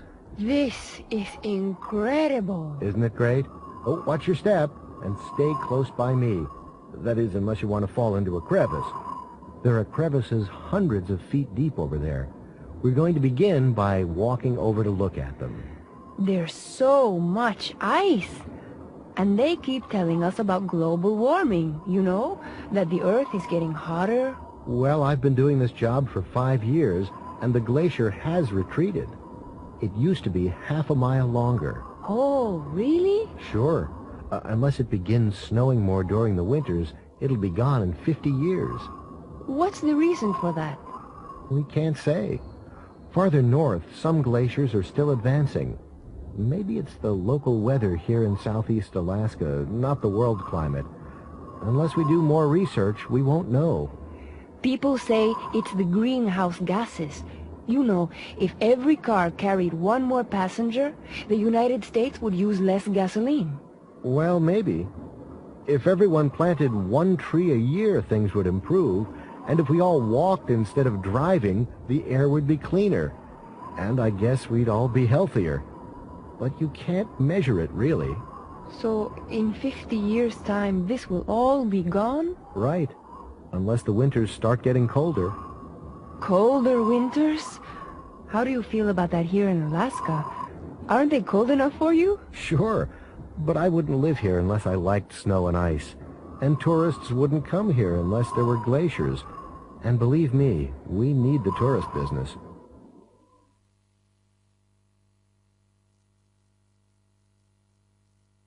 What would you have done? The reader's page. What would you have done? Last week, we invited you, the readers, to write and tell us about things that had happened to you, or things that you had heard about. We wanted stories where people just didn't know what to do next. Here are the stories that interested us the most. That's my coffee. Or was. I was at a counter in a restaurant in a small western town. I had just been served a cup of coffee. Suddenly, this huge man, he looked like a boxer, came over, picked up my coffee, drank it, banged the cup down on the table, stared at me, and then walked away without saying anything. I suppose I should have said something, but I was scared stiff. I didn't know what to do. What would you have done? Stanley Wempy, Carbondale, Illinois. In deep water. I was driving through Oregon on my vacation. It was a very hot day, and I stopped at a small, deserted beach. I didn't have my bathing suit with me, but it was early in the morning, and there were no people or houses in sight. So I took off my clothes and swam out in the ocean in my underwear. I'm a very strong swimmer. I floated on my back, closed my eyes, and relaxed in the water. When I looked back at the beach, several cars had arrived, and there were 20 or 30 people sitting on the sand having a picnic. What would you have done? Jane Dare, Spokane, Washington. That's a no-no. I heard a great story about the Reverend Billy Cracker. He'd gone to London to speak at a large meeting. Anyway, when he stepped off the plane, there were a lot of reporters and TV cameras. The first question one of the reporters asked was, "Do you intend to visit any nightclubs in London?" Reverend Cracker smiled at the reporter. "Are there any nightclubs in London?" he answered innocently. The next morning, the headline in one of the London papers was, "Cracker's first question on arrival in London, are there any nightclubs?" How would you have felt? Reverend Oral Richards, Columbia, South Carolina. Strangers in the Night. My story isn't funny at all. It was a very frightening experience. You see, one night I woke up suddenly. I heard the tinkle of broken glass from downstairs, and I heard the window opening. Then I heard two voices. My wife woke up too. She told me to do something. A couple of days before, there had been a report about a burglary in the local paper. The burglars had been interrupted, and they had beaten up the homeowner. They'd nearly killed him. I was trembling with fear. I just didn't know what to do. In the end, I didn't go down, and they stole the sterling silverware we had inherited from my mother. Was I right? What would you have done? Lorenzo Machado, Abilene, Texas. Deep fried. I had parked my car at a local shopping mall, and I was taking a shortcut through the side door of a restaurant. Halfway across the restaurant, I spotted my father eating a hamburger and French fries. He often eats there.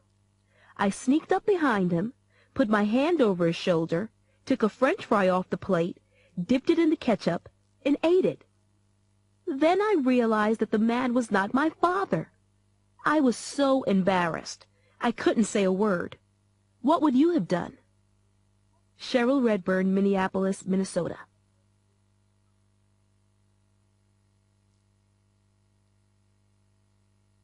A bad day at the office. What was wrong this morning? Wrong? What do you mean? You walked straight past me. Really? Where? By that newsstand on First Street. I'm really sorry, Amy. I just didn't see you. Come on, Tim. You must have. I was waving. No, honestly, I didn't see you. If I had seen you, I would have said hello. Tim, have you sent that fax to Japan? No, I haven't. Why haven't you done it yet? It's urgent. Because you didn't ask me to do it. I didn't? No, you didn't. If you had asked me, I'd have sent it.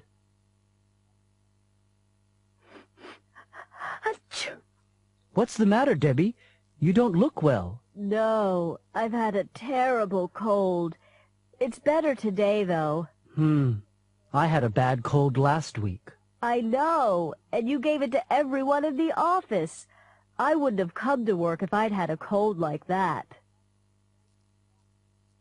Tim, did you type this letter or did Akiko? I did. Is there something wrong? Take a look. This should be $400,000. You typed $40,000. Oops. I'm really sorry. And the customer's name should be Snelling, not Smelling. Oh, no.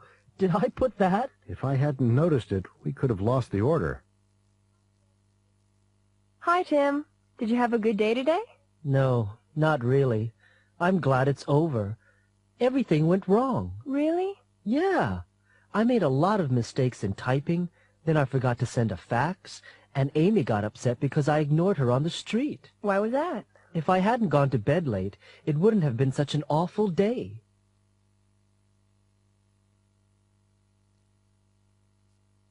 A Saturday afternoon.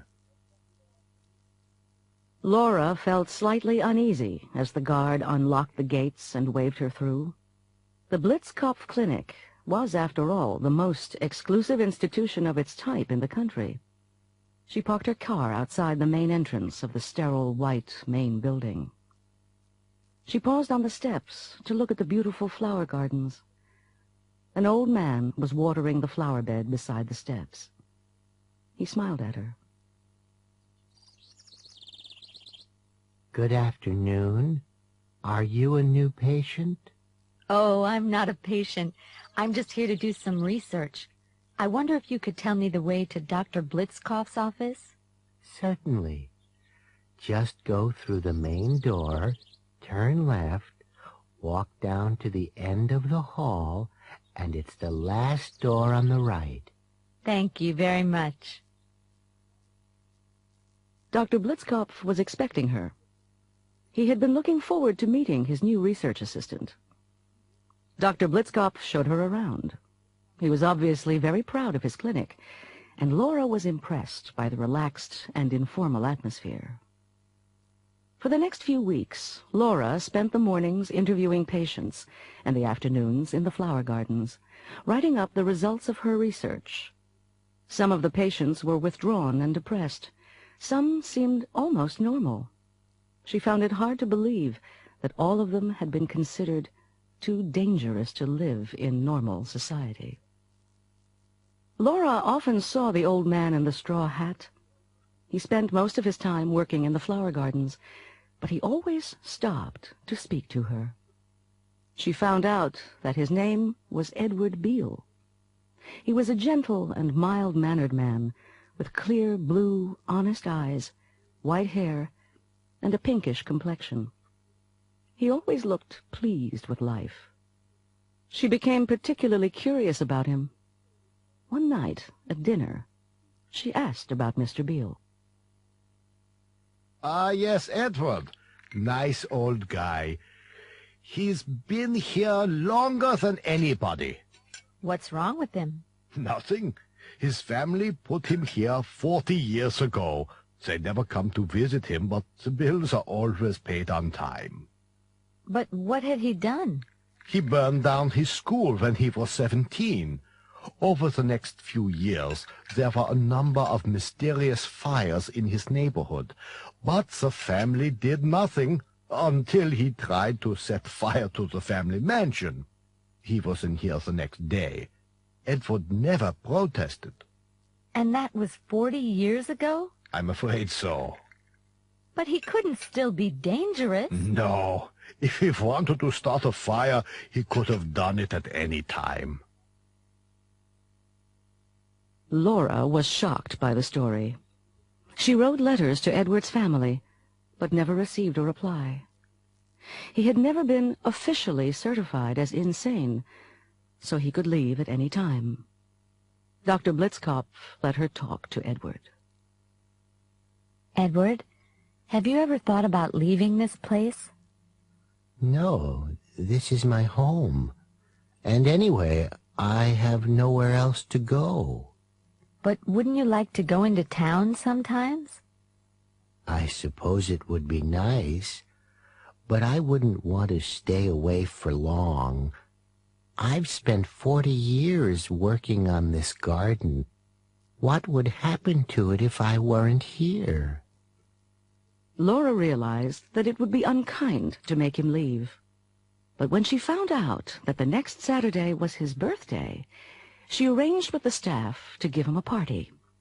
They wanted it to be a surprise, and Dr. Blitzkopf agreed to let him go out for the afternoon. Edward left at 2 o'clock. He seemed quite excited. They expected him to return about 4 o'clock. The cook had made a birthday cake. Laura was standing in the window when she saw him. He was walking up the drive toward the house, whistling cheerfully. Behind him, above the trees, thick, black columns of smoke were beginning to rise slowly into the clear blue sky.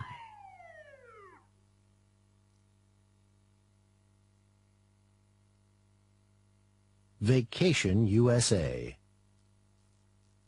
Marisol is Colombian and married to George Merrick, an American teaching in Colombia. They've just returned to Colombia, and George is telling his friends at work about their trip. We had a great time, but it was pretty tiring. We went on most of the tours because Marisol didn't want to miss anything.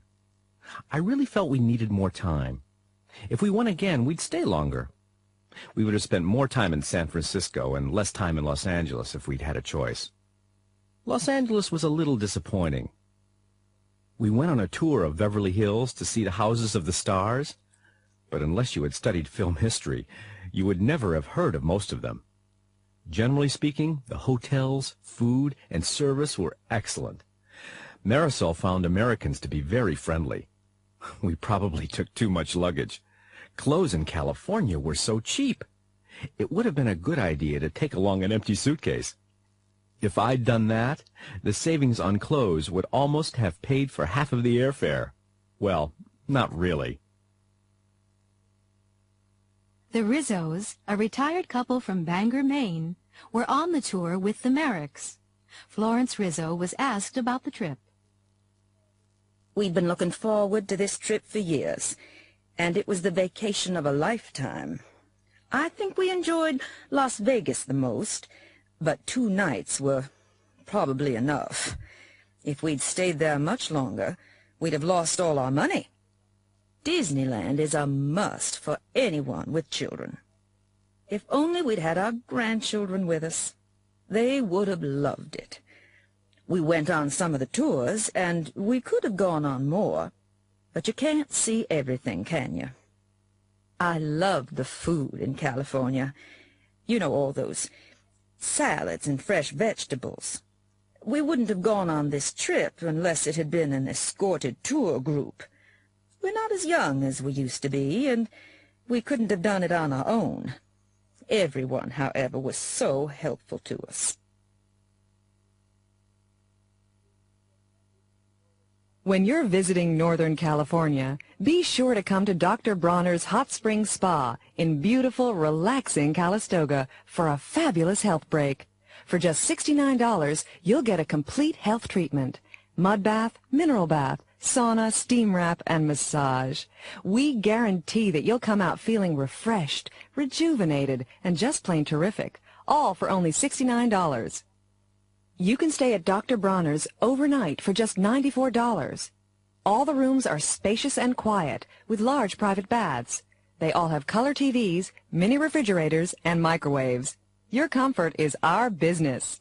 We're conveniently located on Lincoln Avenue, just 1 block from the Calistoga bookstore. For reservations, call 1-707-555-2478.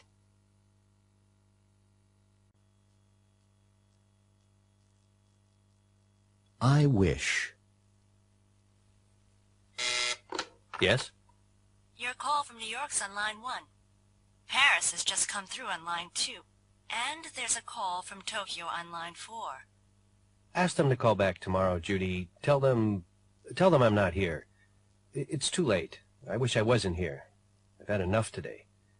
But they're urgent. All of them. Do you know something, Judy? I wish I was at home now, in front of the television with a cup of hot chocolate. Look at that. It's pouring again.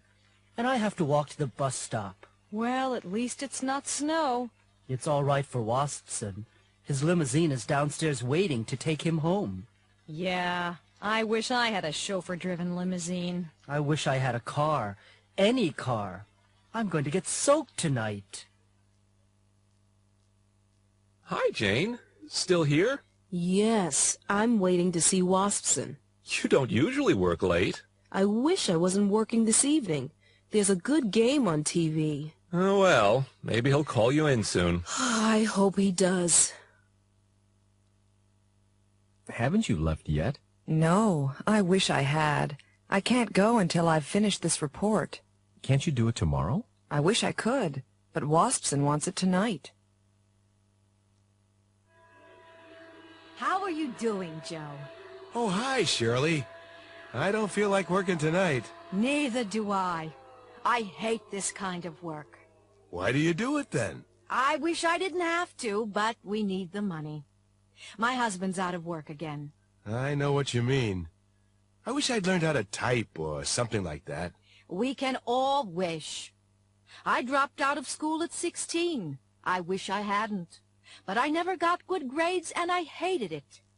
Kids have it really easy in school nowadays. I wish we'd had more of a chance. I'd never have ended up cleaning offices. Come on, Shirley. Let's try to finish early and get out of here. Look at that, Sergeant. There are still lights on in the insurance company again. Yes, it looks nice and warm, doesn't it? I sometimes wish I worked there. You do? Really? Uh-huh. Sometimes. A nice office, a desk, lots of people around. It can't be bad. And the boss's limo outside. Still, you know what they say, the grass is always greener on the other side. Oh, I suppose you're right, Sarge. Hey, that limousine is in front of a fire hydrant. Oh, yeah. Give him a parking ticket, Lucy. He can afford it.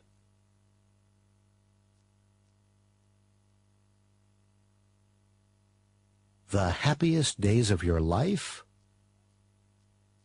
Some people say that your days in school are the happiest days of your life. Here are 5 people talking about their experiences. Wade Hamlin is a successful self-employed builder. School? It's a waste of time mostly. At least it was for me. I quit after my sophomore year in college because I stopped hoping that I would ever learn anything. I wanted to start earning a living in the real world. The biggest problem with school is the teachers. If I'd listened to my teachers, I would know all about Shakespeare and what day the Civil War started and how to conjugate Spanish verbs and how to prove the Pythagorean theorem and all that junk. But I wouldn't know anything about how to make a business deal or raise my kids or anything that's really important. I'm sorry I went to school at all. Anne-Marie Johnson is the personnel manager of a department store. I loved school. I was a straight-A student almost every year, but I didn't spend all my time studying. I participated in a lot of extracurricular activities and sports, too. I was in student government both in high school and in college. I was always sorry when summer vacation started. 3 months with no school? Most kids like vacations more than school, but not me. Some of my friends in high school didn't go to college, but they regret it now. Some of them would have done well if they had been encouraged to go. I only regret not going to graduate school after I got my bachelor's degree. I've started an MBA at night, but it's not the same. Work is all right, but I miss the friends and the fun that went along with the studying. Craig Phillips is a Wall Street stockbroker. I went to prep school, and then I went to Harvard. I guess you could say I had the best education money could buy. But it wasn't easy. We had to study very hard, and a lot was expected of us. The thing I remember most is the friendship. The friends I made then are still my friends today. Most of us were together in prep school, and then at Harvard, too. Sports were very important for me. I believe that team sports teach people to work together, and competition with another team brings out the best in people. Anyway, discipline was stricter then. It's too bad that it's changed. Maybe young people would be better behaved nowadays if there was more discipline in the schools. My biggest regret is that I didn't have the family life other boys had. After age 12, I only saw my family at Christmas and in the summer. Colleen McGrath is a factory worker. School was just another part of neighborhood life. My brothers and sisters and I went to a parochial elementary school 3 blocks from home. Later, we had to take a bus to the public high school, but it was only a 10-minute ride. And then we all went to the local community college. I wish my kids could do that. I have to take the youngest in the car to the big elementary school across the river. A school bus picks up the other 2 who are in junior high school, and it takes them almost an hour each way. I wish things hadn't changed so much. I went to a big high school in the Midwest. We lived in a well-to-do suburb, so the school was pretty good academically. I wish my parents had let me take more science and math courses. No, I wish I had insisted on taking what I wanted to. For college, they sent me east to a fancy girls' school. For them, girls went to college only to meet the right boy. And, as a second thought, to have something to fall back on, in case your husband died and you had to go to work. I thought they were right, and I was wrong. So I majored in literature. I never met the right boy. Instead of falling back on teaching literature, I'm in advertising. In fact, I'm the vice president of my agency. It's okay. But if I had taken the subjects I wanted, I would be an engineer or an astronaut. I wish my teachers had given me better advice. I'm really sorry my parents didn't let me do what I wanted.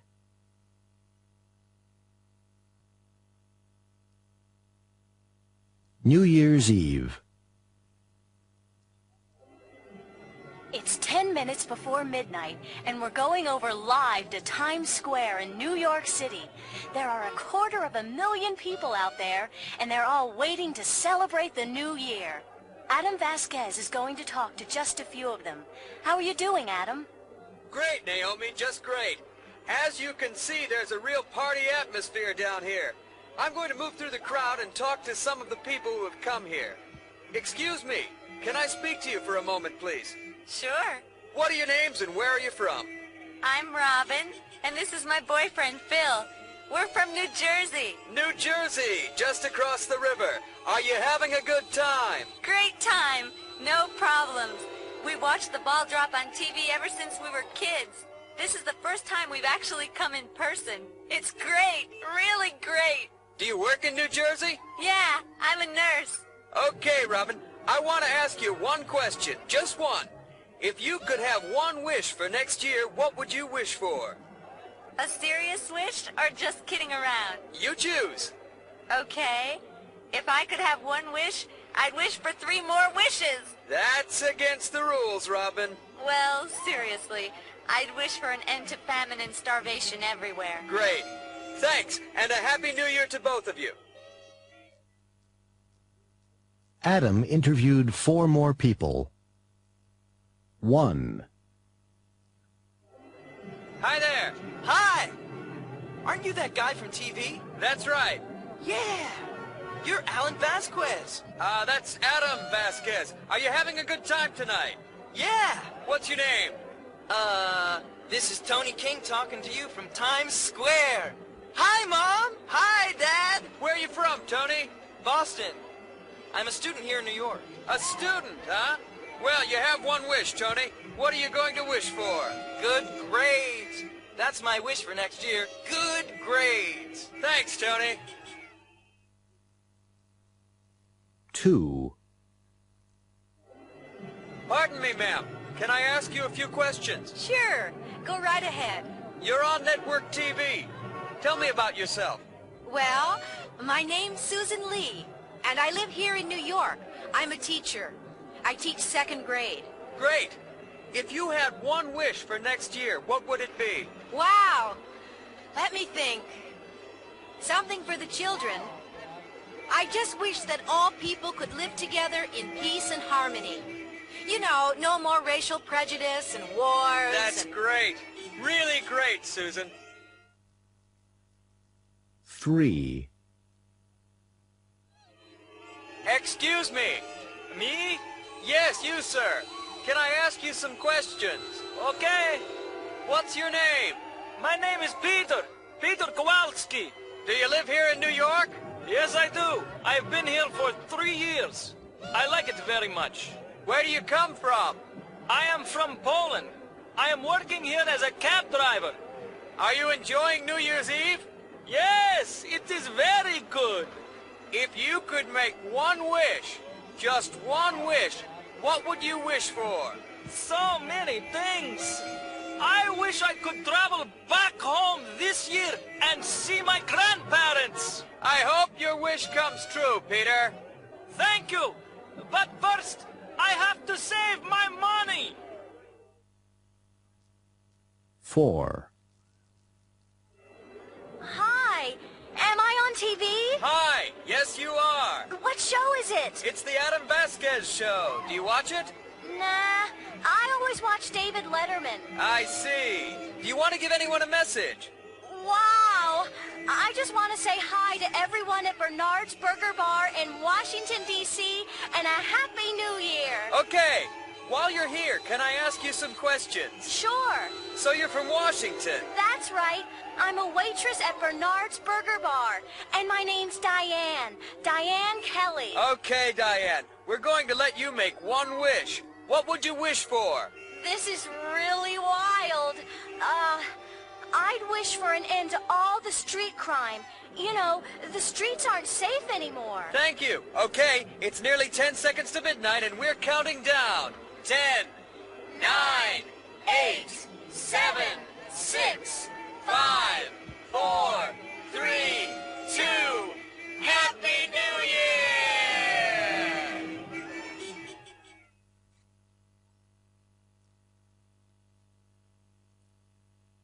Operation Impossible.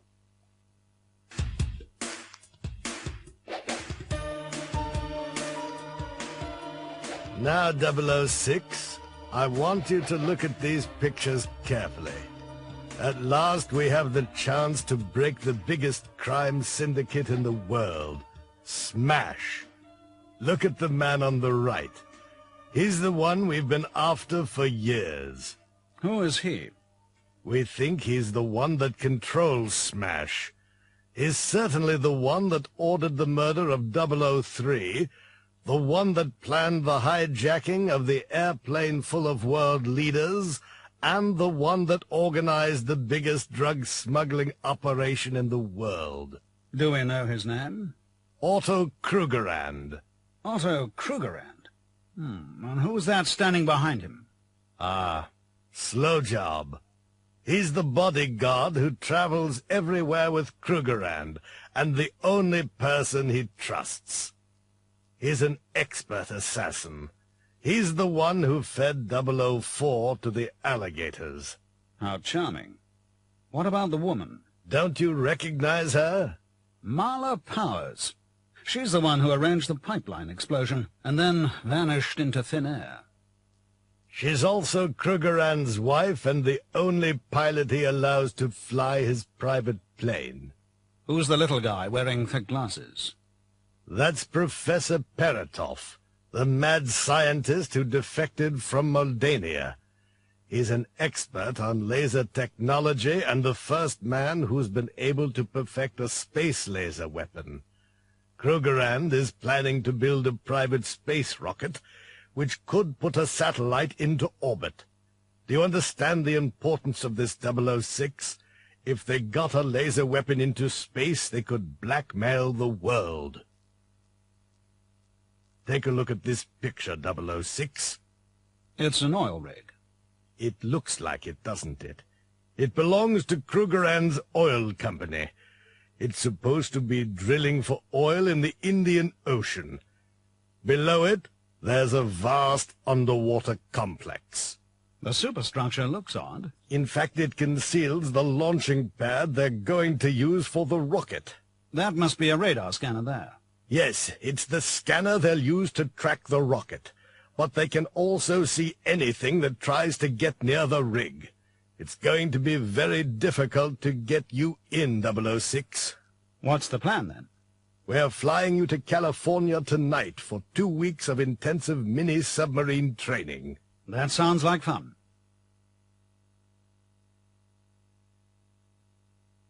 Operation accomplished.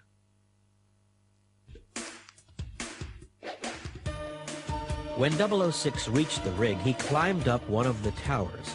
He needed to change out of his wetsuit. He went into an empty cabin, found some clothes just his size, and put them on. Suddenly, the guard whose cabin he was searching came in. Everything went dark. 006 woke up with his hands tied behind his back. His head was throbbing. He was apparently in some kind of control room. In the room were Otto Krugerrand, Slowjob, Mala, and the guard whose clothes he was wearing. A beautiful woman whose hands were also tied was lying beside him. She was Pick Wells, an American agent 006 had met in Washington. 006 glanced at his watch. The explosive device he'd put on the rig was timed to explode in 40 minutes. "Welcome, Commander Fleming. We've been expecting you," Otto said, smiling. "Unfortunately, we won't have time to show you around. Slowjob will take you to feed the sharks. They must be very hungry by now." Slow Job escorted them to Krugerrand's private apartment. One wall was made of thick glass. Behind it, 006 could see the dark shapes of the sharks swimming around. Slow Job pushed the two agents up a spiral staircase to a platform above the shark tank. He was careful to keep his gun trained on them all the time. "You wouldn't refuse us a last cigarette, would you, Slow Job?" 006 asked. "I don't smoke," Slow Job grinned. "And you shouldn't either. It's bad for your health." "Now, come on, Slow Job. There are some cigarettes and a lighter in my jacket pocket." "Okay, but don't try anything." Slow Job reached into 006's pocket and took out the cigarettes and lighter. He took one cigarette out of the pack, pushed it into 006's mouth, and put the pack back into 006's pocket. Slow Job pressed the lighter with his thumb. The sudden force of the flame took him by surprise. At that moment, 006 kicked him, and his gun fell to the floor.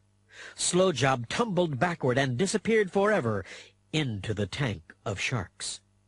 The lighter had dropped to the floor and was still burning. 006 was able to burn through the ropes that held his hands. He quickly untied Pick, who picked up Slow Job's gun. "We don't have much time," he said. "Can you fly a helicopter?" "With my eyes closed," she replied. "Good. Let's go." 006 and Pick tiptoed into the control room where Otto and Mala still were. Paratov had joined them. 006 fired the lighter at the control panel, which exploded and burst into flames. Otto tackled 006, and the lighter flew out of his hand. Mala and Paratov desperately tried to put out the flames. Pick pointed the gun at Mala, Otto, and Paratov, and ordered them to lie on the floor. Then she and 006 ran out of the room, locking it behind them. They ran up to the helicopter pad and quickly climbed into the helicopter. The helicopter soared into the sky. A few seconds later, there was a massive explosion as the rig blew up.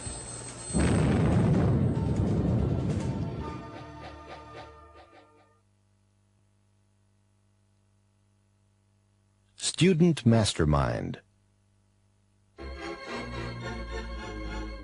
Our next contestant is Vicky McLean, who is a student at Porchtown High School. Okay, Vicky, you have 2 minutes in which to answer as many questions as possible. If you do not know the answer, say pass. I will then go on to the next question. If you answer incorrectly, I will then give the correct answer. You will get 1 point for each correct answer. Are you ready? Yes. Can you name the President of the United States whose early career began as a radio sports announcer? Reagan. Ronald Reagan. Correct. What is an instrument that shows the direction of north? A compass? Exactly. What is the date when France celebrates their revolution of 1789? The 14th of July. Correct. What do we call a person who always expects the best to happen? An optimist. Correct. Can you tell me the language that was spoken in the Roman Empire? Italian? No, wrong. The correct answer is Latin. What kind of person do people visit when they want advice about their marriage? Pass. Who was the Egyptian queen whose beauty was famous throughout the world? Cleopatra. That's correct. What's the kind of school where very rich people send their children before college? Private school? Can you be more exact? No, I can't think of it. I'm afraid I can't give you that. We were looking for prep school or preparatory school. Now can you tell me? I've started, so I'll finish. Can you tell me the name of the French emperor whose final battle was at Waterloo? Napoleon Bonaparte. Correct. And at the end of that round, Vicky McLean has scored 6 points. You passed on 1. The kind of person people visit when they want advice about their marriage is a marriage counselor. Thank you. Can we have our next contestant, please?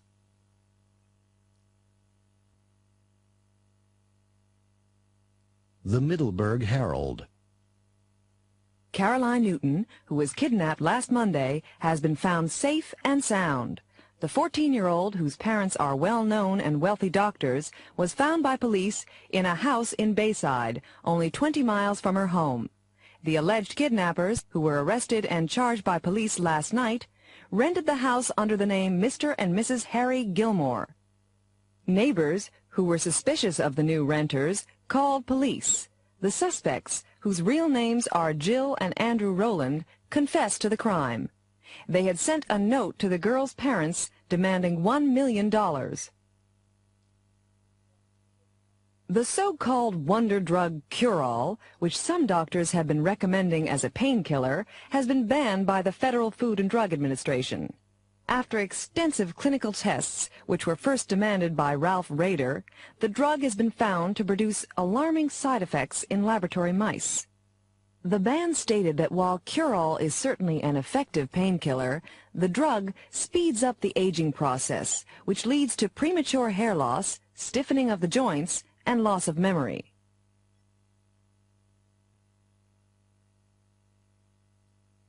Relatives. Marjorie and Felix Hernandez have just come back from a vacation in San Francisco.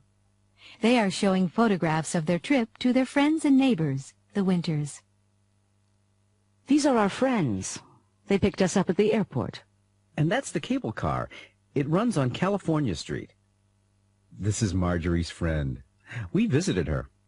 This is the car. We rented it for 2 weeks. The tour guide was very knowledgeable. She spoke 5 languages. And this is Bart. Bart connects San Francisco to Oakland. It's Oakland subway. You remember my Aunt Molly, don't you, Joe? You haven't seen her since you were about 10. Well, she's 86 this year. We visited her at her apartment in San Francisco. And this is our tour group. The tour was fun. The hotel booked it for us. We bought a beautiful bowl from a potter. His store was in the Japan Center, and we met a lot of nice people. We met 2 sisters from Detroit. Their parents live in San Francisco. And this was taken at the restaurant in the hotel. Kevin Costley was sitting at a table next to ours. We saw his movie last week.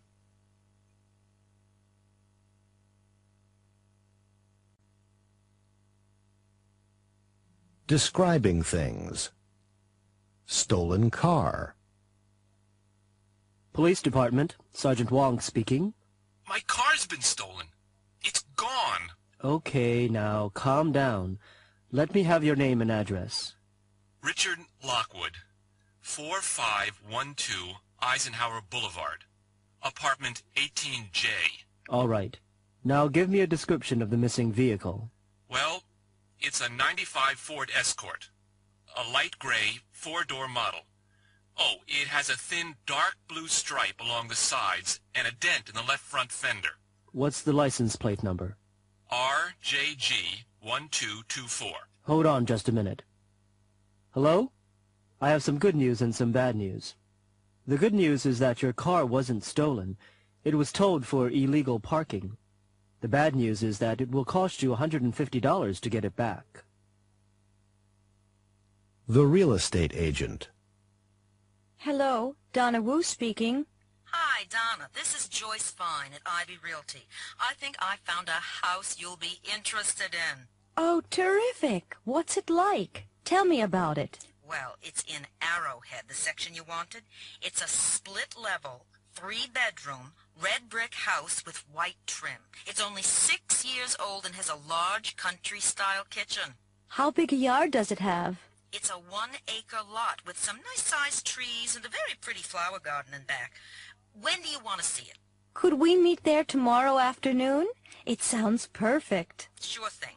Let's make it at 2 o'clock. Here's the address. Lost and found. Union Station Lost and Found Department. Can I help you?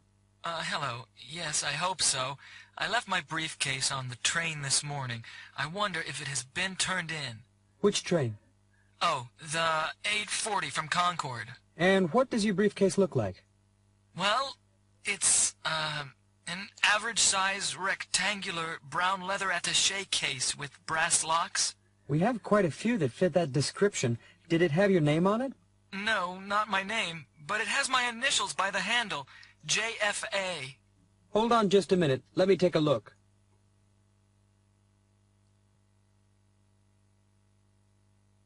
Describing people. Donna. Well, she's really talkative and funny. She's about, well, in her late teens. She's pretty tall, with a really good figure. She has a kind of oval-shaped face and a turned-up nose. Very pretty in a way. She has long, wavy black hair and blue eyes with very long eyelashes. Her complexion is, well, she's olive-skinned. Her lips are very full, and she has dimples, the cutest little dimples in her cheeks. Oh, and she always wears jeans. Tony. He's a really big guy, you know, well-built with very broad shoulders. Not fat at all, but solid. He's in his early 30s. He's dark-skinned, and he has a long face with thin lips. Oh, and a scar on his chin. He has dark curly hair, almost black, and wears it short but with long sideburns and a mustache. His eyes, I haven't really noticed the color. He wears glasses. Brown, I guess. He has thick eyebrows and kind of a long, straight nose. He's pretty reserved and quiet, sometimes even moody. Janet. She's very sophisticated, well-dressed, one of those expensive haircuts, you know. I'd say she was in her late 30s or early 40s, but she looks younger. She's about average height and very slim. Her hair's very blonde, dyed, I think, but I'm not sure. It's always very neat, not long. She has light gray eyes with thin eyebrows. Her face is always suntanned and very well made up. It's an attractive face. Not really beautiful, but attractive, handsome, if you know what I mean. High cheekbones, small chin. Oh, and there's a beauty mark on her left cheek. She's a very confident and reliable sort of person, very sociable, and always very, very polite. Bob. Bob's a terrific person. He's elderly, but not really old, cheerful and friendly and funny. He's probably in his early 70s. He has white hair, receding a little, and a small white beard. He's of medium build, a little bit overweight maybe. He has nice big brown eyes, and he always seems to be smiling. Lots of wrinkles around the eyes, but they're smile lines, not frown lines.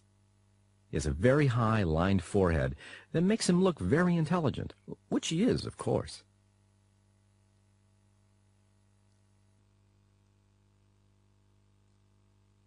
Presidential debate. A few minutes before the presidential debate. Come on, Gary. Hurry up. The debate is about to start. How come you're so late? The battery was dead. I had to call Al from the garage to give me a jump start. Then I went back to the garage to get some gas and to get the battery recharged. Oh, no. Do we need a new battery? Probably. Not another expense. If it's not one thing, it's another. Oh, the debate's starting. We'll talk later. We interrupt our regular television schedule in order to bring you the following presidential debate. Good evening. I'm Carol Moore. As you know, 3 people are running for President of the United States. I will introduce them in a moment. In order to be fair, we will allow all 3 candidates to answer each question. Each candidate will be allowed a 1-minute response to make sure everyone gets to express his or her opinion. And now it gives me great pleasure to introduce our 3 candidates. Mrs. Victoria Cranston, Mr. Ron Perot, and Mr. Bob Noel.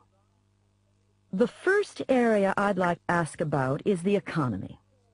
What are you going to do to make sure the economy improves? Mr. Parrow, we'll start with you.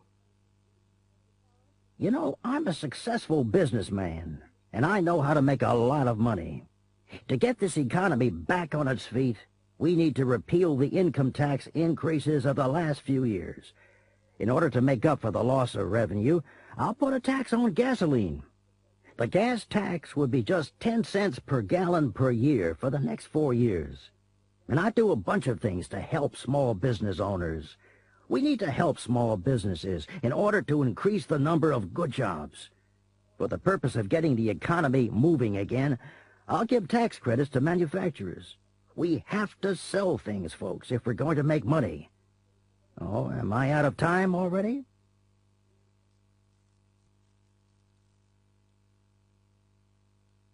Do-it-yourself. Do-It-Yourself magazine sponsors a contest every summer to find the winner of the annual Do-It-Yourself Award. This year, a married couple, Rudy and Irene Cipriani, won. A writer from Do-It-Yourself is interviewing them at their house. Well, I'm very impressed by all the work you've done on your house. How long have you been working on it? We became interested in do-it-yourself several years ago. Our son Paul was in an accident and lost the use of his legs. He's in a wheelchair. We had to make changes so that he could move around the house.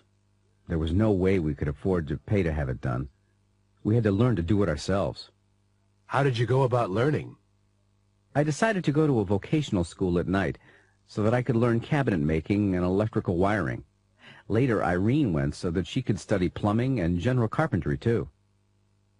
Tell me about the kind of changes you made to the house. You know, you never realize the problems disabled people have until it affects your own family. Nowadays, most public buildings have ramps so that people in wheelchairs can get in, and buses have lifts so that people with disabilities can get on and off. But just imagine the problems Paul would have in your house. We needed wide halls so that he could move from one room to another, and we needed a big bathroom so that he could be as independent as possible. We had to change a lot. Where did you start? The electrical system. Rudy completely rewired the house so that Paul could turn on and off the lights and plug in appliances. We had to redo the whole house so that Paul could reach things and do what he wanted. What are you working on now? We've just finished redoing the kitchen so that Paul can do a little cooking.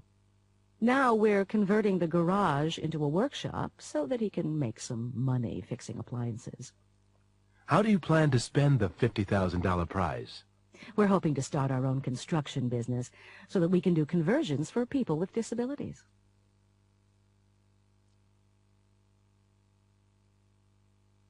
A new way of life. Tonight on TV Close-Up, our correspondent Diana Romero will talk to some rat race dropouts, some very happy people who've given up regular jobs and high salaries to start a new way of life. I'm here in northern Vermont, where the nearest town is more than 25 miles away. Dan and Michelle Gallagher were born and lived most of their lives in Boston. Dan was vice president of marketing for a publishing company, and Michelle was an advertising executive. They gave up their jobs and moved to this remote area of Vermont 4 years ago. Michelle, what made you give up everything for this? Everything? A big house and expensive cars aren't everything. We used to work long hours. Such long hours, in fact, that we hardly ever saw each other. We wanted to do this years ago, but we were making so much money that we were afraid to quit our jobs. Even the time we spent at home was so hectic that we never had time to just be together. So 4 years ago, we traveled around New England on vacation. We saw this place. It was for sale, and we liked it so much we decided to buy it.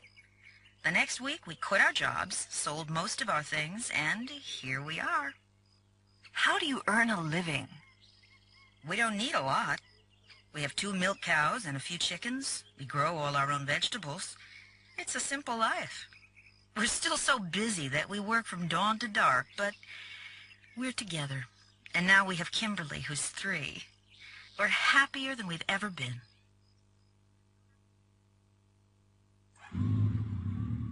The motorcycle I'm sitting on is a very special one. Special because it's been all the way around the world.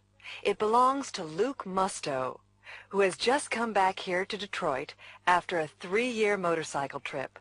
Luke, what led you to quit your job and make this trip? I worked in a car factory on the assembly line. I made good money, but it was really monotonous. It was so routine that I never had to think. My job is done by a robot now. Big surprise. Anyway, I bought this bike secondhand, put 2 packs on the back, and got myself on a freighter to Europe. What did you do for money? I had a little money saved up, but of course it didn't last long. I had to find work where I could. I did a lot of different things. Picked fruit, washed dishes, worked as a mechanic. How did people react to you? Everywhere I went, people were so friendly that I always felt right at home. There was such a tremendous amount of interest in the bike that it was easy to start a conversation. Usually you can communicate without knowing the language. Did you ever feel like giving up and coming home? Only once, in Bangladesh. I got so sick from something I ate that I had to go to a hospital. But it didn't last long. You've had such an exciting time that you'll find it hard to settle down in Detroit, won't you? I'm not going to. Next week I'm leaving again, but this time I'm heading south, to Tierra del Fuego. See you when I get back.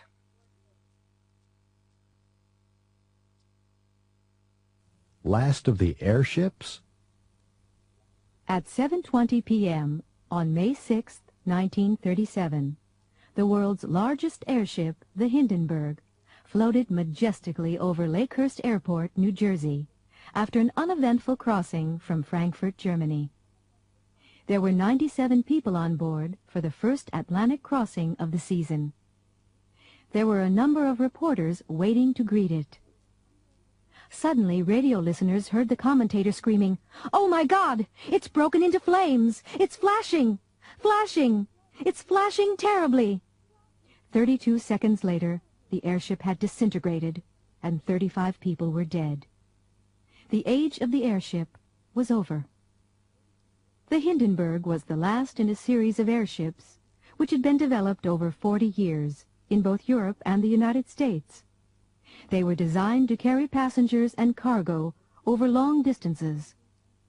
The Hindenburg could carry 50 passengers in 25 luxury cabins with all the amenities of a first-class hotel. All the cabins had hot and cold water and electric heating. There was a dining room, a bar, and a lounge with a dance floor and a baby grand piano. The Hindenburg had been built to rival the great luxury transatlantic liners. It was able to cross the Atlantic in less than half the time of a liner. By 1937, it had carried 1,000 passengers safely and had even transported circus animals and cars. Its sister ship, the Graf Zeppelin, had flown over 1 million miles, 1.6 million kilometers, and had carried 13,100 passengers without incident. Nobody knows the exact cause of the Hindenburg disaster. The Hindenburg was filled with hydrogen, which is a highly flammable gas, and every safety precaution had been taken to prevent accidents. Sabotage has been suggested, but experts at the time believed that it was caused by leaking gas, which was ignited by static electricity. It had been waiting to land for 3 hours because of heavy thunderstorms. The explosion happened just as the first mooring rope, which was wet, touched the ground. The most surprising thing is that 62 people managed to escape. The fatalities were highest among the crew members, many of whom were working deep inside the airship. After the Hindenburg disaster, all airships were grounded, and until recently, they have never been seriously considered as a commercial proposition.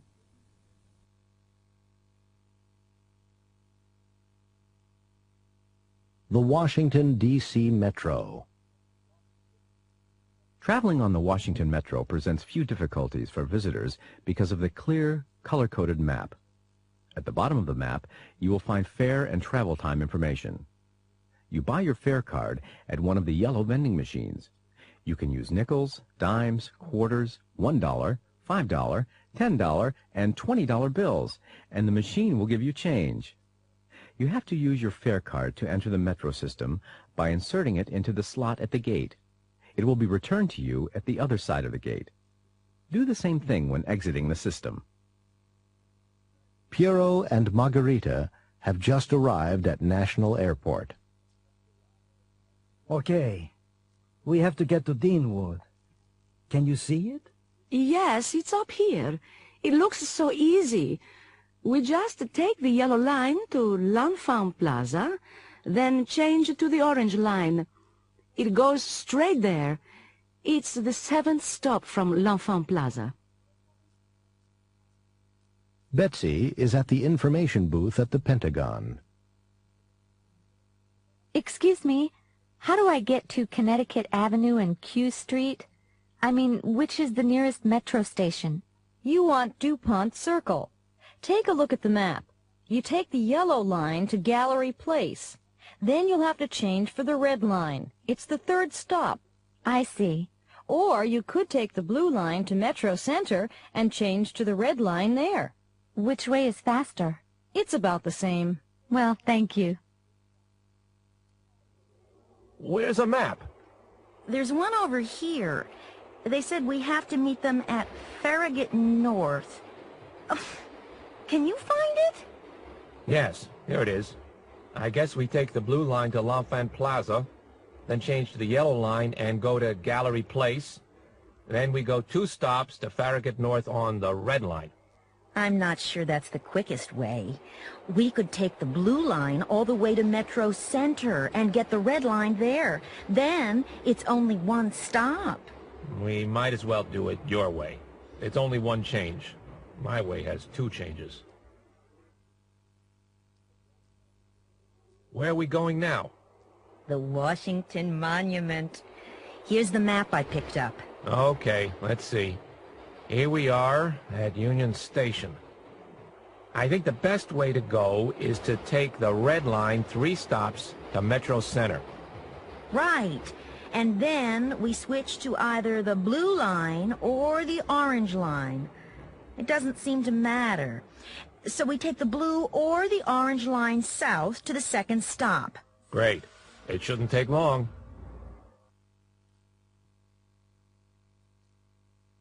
The 6 o'clock news. And now, the 6 o'clock report with Jack Dennehy. Good evening. Thousands of Portstown residents marched on City Hall today to protest plans to build a state prison near the city. Although a light rain was falling, an estimated 5,000 people marched over a mile from Portstown High School to City Hall, where Governor Brown and Mayor Henry Flores were meeting to discuss the project. A new prison is needed because the other state prisons are overcrowded. Several sites for the new prison were considered, but Portstown was chosen because, in the governor's words, all areas in the state must share the problems of our prison system. Although the protesters asked to meet with the governor, he refused and returned to the capital. After the governor's departure, however, the mayor met with the organizers of the march and explained his position. 4 entire city blocks were evacuated this afternoon in Oceanside because of a gas explosion. The explosion occurred at 1:20 p.m. in a deserted building on 2nd Street. Fire department officials believe that the explosion was due to leaking gas. The building had been empty for several months, and they suspect that a gas main had cracked because of vibrations from work being carried out by the city on the street. Coast Guard helicopters went into action today after a yacht capsized in Coolidge Sound.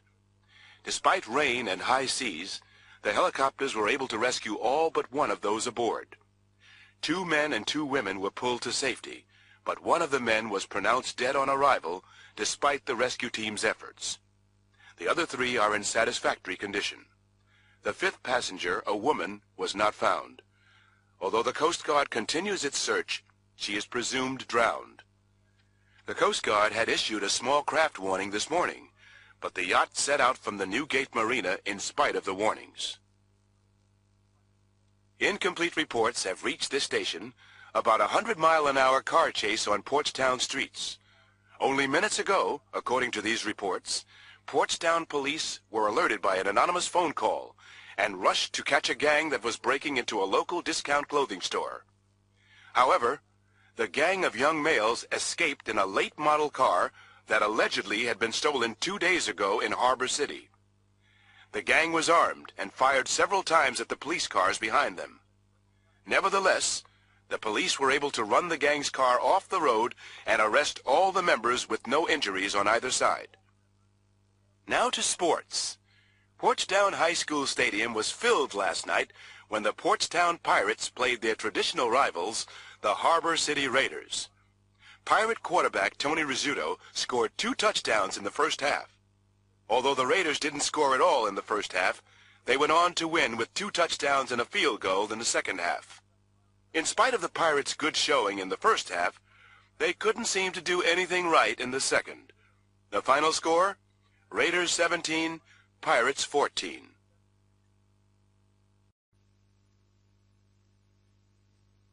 The Company Picnic. Every year, the Austin, Texas operation of Lemon Computers gives a 4th of July picnic for all its employees and their families. The picnic is held at a lake near town, and everyone enjoys swimming, water skiing, boating, playing games, and especially eating the big barbecue lunch. Leslie Carbone works in the accounting department. She's talking to Diane Romberg, the personnel director. Hi, Diane. Was that your son David you were just talking to? Oh, hi, Leslie. Yeah, that was David. I don't know what to do with him. He never wants to play with the other kids. He certainly has grown since last year. Yeah, he's much taller than most kids his age. Oh, well. How do you like the picnic? Are you having a good time? Oh, yes. Great. I wanted to ask you about that job in the New York office. It's definitely opening up. Are you still interested in it? I might be. I really don't know what to do. I'm really happy here in Austin, but it would be nice to be in New York. My family lives in New Jersey. Maybe I'll apply for it. Why not? Drop by my office next week, and I'll tell you what I can about it. Of course, you have to decide what you want. Jackie Polito is in charge of the marketing department. She's just seen Bart Connors, who works in the advertising department. Jackie, I see you're back from your trip. Yes, I got in last night. How did it go? Fabulous. What I saw over there really surprised me. I think there'll be a lot of demand for our new C2L personal computer. That's very interesting. Yes, really. What I found was very encouraging. We have just what they're looking for. Richard Eng is the Lemon Computers vice president who is in charge of the Austin operation. He's just run into Bob Ewing, who is the plant manager. Hi, Bob. It's another good picnic, isn't it? Yeah, it really is. Did you get my memo about the meeting Wednesday? Yeah, 10 o'clock, right? Your memo didn't say what the meeting's about. It's not bad news, is it? No, don't worry. It's good news, in fact. What we need to do is increase production of the C2L. Either we'll have to go into overtime, or we'll have to hire new people. Terrific! What we'll have to look at is how much each way will cost. Right, but we can cover the facts and figures on Wednesday. Let's not talk shop today. That's not what we're here for. You're right. Have you tried the barbecued ribs? New on the job. It's Alan Newman's first day on his first job. It's in the maintenance department of a large factory. Bert Hogg, who has worked there for 25 years, is showing Alan around. All right, son. Any questions? Yeah. Where can I leave my jacket and things? There's a row of lockers over there. It doesn't matter which one you use. Take whichever one you want. Oh, thanks. And I have my Social Security card. They told me to bring it. Who should I show it to? Just take it up to personnel. You can show it to whoever is there. When can I do that? It really doesn't matter. Go whenever you want to, whenever it's convenient. Okay. Oh, another thing, Bert. Where can I park my motorcycle? There's plenty of room in the parking lot. Just don't put it in a space that's reserved. Other than that, you can leave it wherever there's room. Come on, I'll show you where you'll be working. In here. That's your workbench, and your stool is here. Just watch me at first and do whatever I tell you, okay? Okay. First of all, you can clean these tools. There's some solvent in that bottle on the shelf. All right. Is there any special way to do it? Huh? A special way? No, Alan. Clean them however you want to. There's no special way. 10:30. Come on, Alan. You can stop for a while. It's time for a break. Thanks. Don't thank me, son. You're doing a good job. It's time for a cup of coffee, or whatever you want. Oh, and after the break, I want you to go to the supply room and get me a few things, okay? Sure. Good. I need a can of striped paint, a rubber hammer and a glass nail, a left-handed screwdriver, and a bucket of steam. Just tell them Bert sent you. At the supply room. Hi there. Hi there. I'm here to get a can of striped paint. What? What are you talking about? I was sent here to pick up a can of striped paint. And what wise guy told you to do that? Bert Hogg. Oh, Bert Hogg. I see. What color stripes would you like? Oh, I don't know. Maybe I'd better ask him. I suppose he told you to get a right-handed screwdriver, too. No, he wants a left-handed one. Think about what you're saying. Just stop and think. But Bert said... Oh. Oh, yeah. Excuse me. A few minutes later. What took you so long, Alan? Well, the supply room didn't have what you wanted, so I filled out a requisition form and took it to the president's office. You've been here so long that I'm sure he'll approve whatever you need.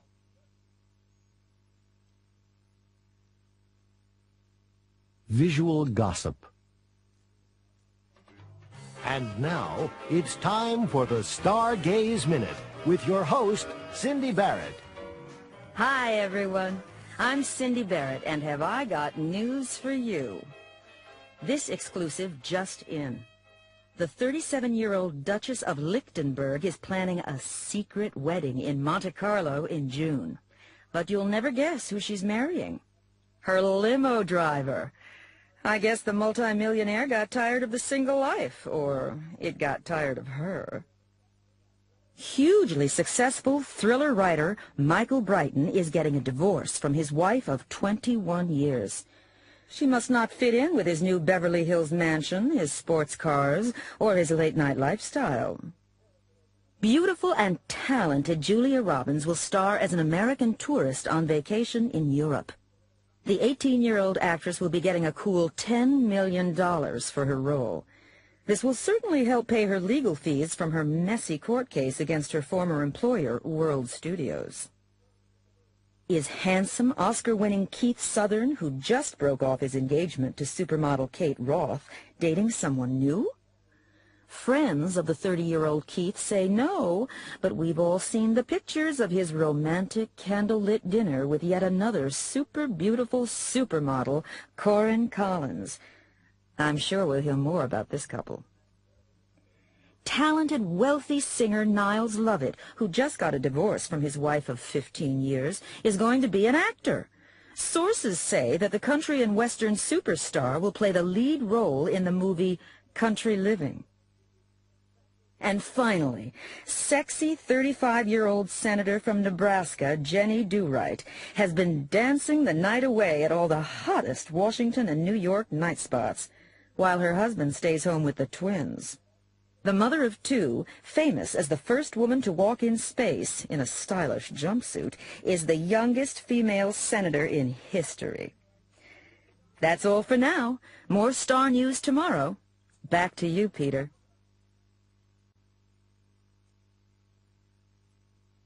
A message to the stars. Our planet Earth is one of 9 planets revolving around the Sun, a fairly small and ordinary star which lies in the outer areas of the Milky Way galaxy.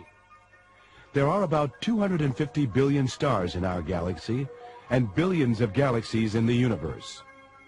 People have always wondered about the possibility of intelligent life forms on other planets. In recent years, this has become serious scientific speculation. Some scientists believe that there must be large numbers of stars with planets that could support living intelligent beings. Perhaps we will never know. The nearest star is 4.3 light-years away. A light-year is the distance covered by light, traveling at about 186,000 miles, 300,000 kilometers a second, in 1 year. It would take the fastest Earth spacecraft about 40,000 years to reach the nearest star. For a number of years, radio telescopes have been trying to pick up signals from outer space, so far without success. There are, however, millions of possible radio frequencies, and there is no reason why a completely alien civilization should not use a different type of communication, such as X-rays, or even a type of wave we have not yet discovered. Suppose contact were made with beings 300 light-years away. By the time we had sent our reply and received their response, the Earth would be 600 years older. It would be an interesting, but rather slow-moving conversation. Pioneer 10. The first man-made object to leave our solar system was the Pioneer 10 spacecraft. It was launched from Cape Kennedy on March 2nd, 1972. It was designed to pass close to the planet Jupiter. In 1983, it left the outer limits of the planetary system. A gold plaque, 6 inches by 9 inches, 15.2 centimeters by 22.9 centimeters, was placed on the spacecraft. On the plaque is a diagram showing the solar system and its location in the galaxy. There is also a drawing of a man and a woman standing in front of a picture of the spacecraft. The man's right hand is raised in a gesture of friendship. It is unlikely, however, that the plaque will ever be seen again. If it were found by an alien civilization, it seems improbable that they would be able to interpret it. The Voyager mission. Every 175 years, the large outer planets, Jupiter, Saturn, Uranus, and Neptune, are in such a position that a spacecraft from Earth can fly past all of them. The 2 Voyager spacecrafts were launched in 1977 to photograph and investigate these planets. Voyager 1 reached Jupiter in February 1979 and Saturn in November 1980. It sent back dramatic pictures of the rings of Saturn and discovered previously unknown moons. It then left the solar system. Voyager 2 reached Jupiter in July 1979, Saturn in August 1981, Uranus in January 1986, and Neptune in August 1989, before leaving the solar system to travel silently through space. Its next stop, no one knows. As well as a pictorial plaque, Voyager 2 carries a gold-sprayed disc. The disc contains greetings in 60 languages, 140 photographs, and 1.5 hours of music and songs ranging in style from Beethoven and Mozart to the Beatles and Chuck Berry.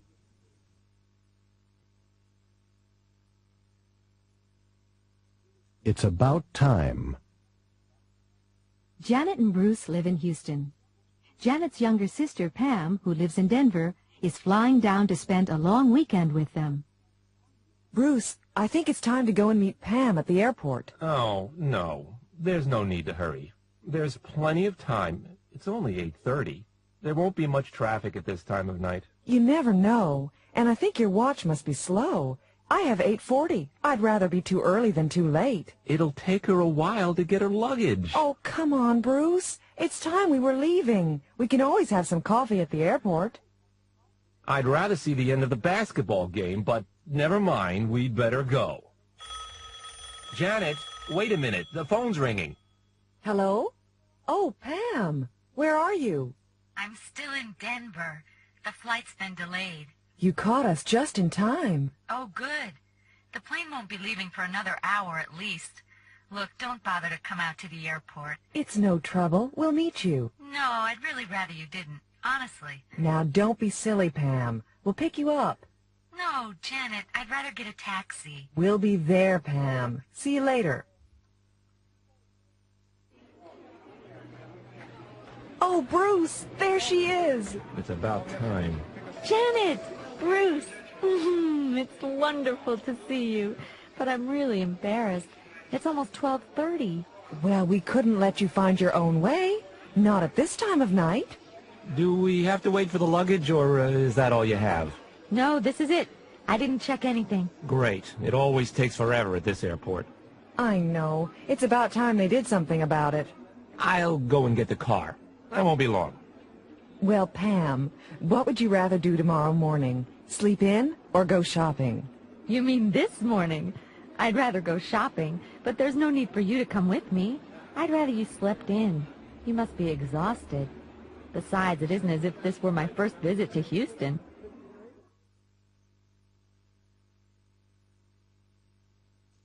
The New York Police Force. Thanks for inviting me to speak at your career assembly. You've asked me to talk about what it's like being a police officer. Well, I'm going to be honest with you. It's no picnic being a police officer in New York, and you have to be sure it's what you really want to do. When people need your help, they're only too happy to see you. But show up when they don't want you, and what you can get called isn't fit to print. You arrive for work and have no idea what the day will bring. A traffic accident or a murder, an armed robbery or a false alarm, a request for directions or a drug overdose. I get asked about treatment for sick canaries, Social Security payments, politics, and prison visits. I have to deal with family conflicts. I get anonymous threatening letters and phone calls, and a lot of times I recognize who they're from. I rarely complete a holiday shift, especially Christmas, without having to report a suicide, usually caused by loneliness. Every day there are drunks, fights, bodies, demonstrations, the brutal and the brave, the villains and the victims, the haters and the lovers, and the just plain indifferent. It isn't easy. What kind of person measures up to such a job? Any one of you. There's no minimum height requirement. You can be tall or short. But regardless of your height, you're obviously no good if you don't have the stature for the job. This means having concern for people, a real sense of fair play, and common sense. And if you don't have a sense of humor, forget it. These qualities are more important than qualifications, although you need some of those too. You have to be a high school graduate and at least 20 years old to get into the police academy. And those exams are tough. First, you have to pass a written exam. If you make it through that, you have to take a physical exam, and you'd better be in good shape. If you pass that, you go to the police academy for 6 months. Now, the pay starts at about $26,000 a year, and believe me, you'll earn every penny of it. You'll have to put up with lonely hours on the night shift, and you'll probably work every Christmas. But the rewards you can get for doing a good job will more than compensate for the low pay. If I haven't dimmed your enthusiasm and you're still interested, you can do 2 things. First, read a few books written by ex-cops. They'll tell you plenty. And also, get in touch with the Department of Personnel, 55 Thomas Street, New York, New York. Or call them at 212-566-8790. They'll tell you when the next exam is being given. Thanks a lot, and good luck.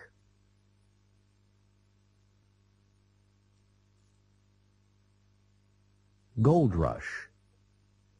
California. In 1848, gold was discovered at Sutter's Mill, about 100 miles east of San Francisco, and the first great gold rush began.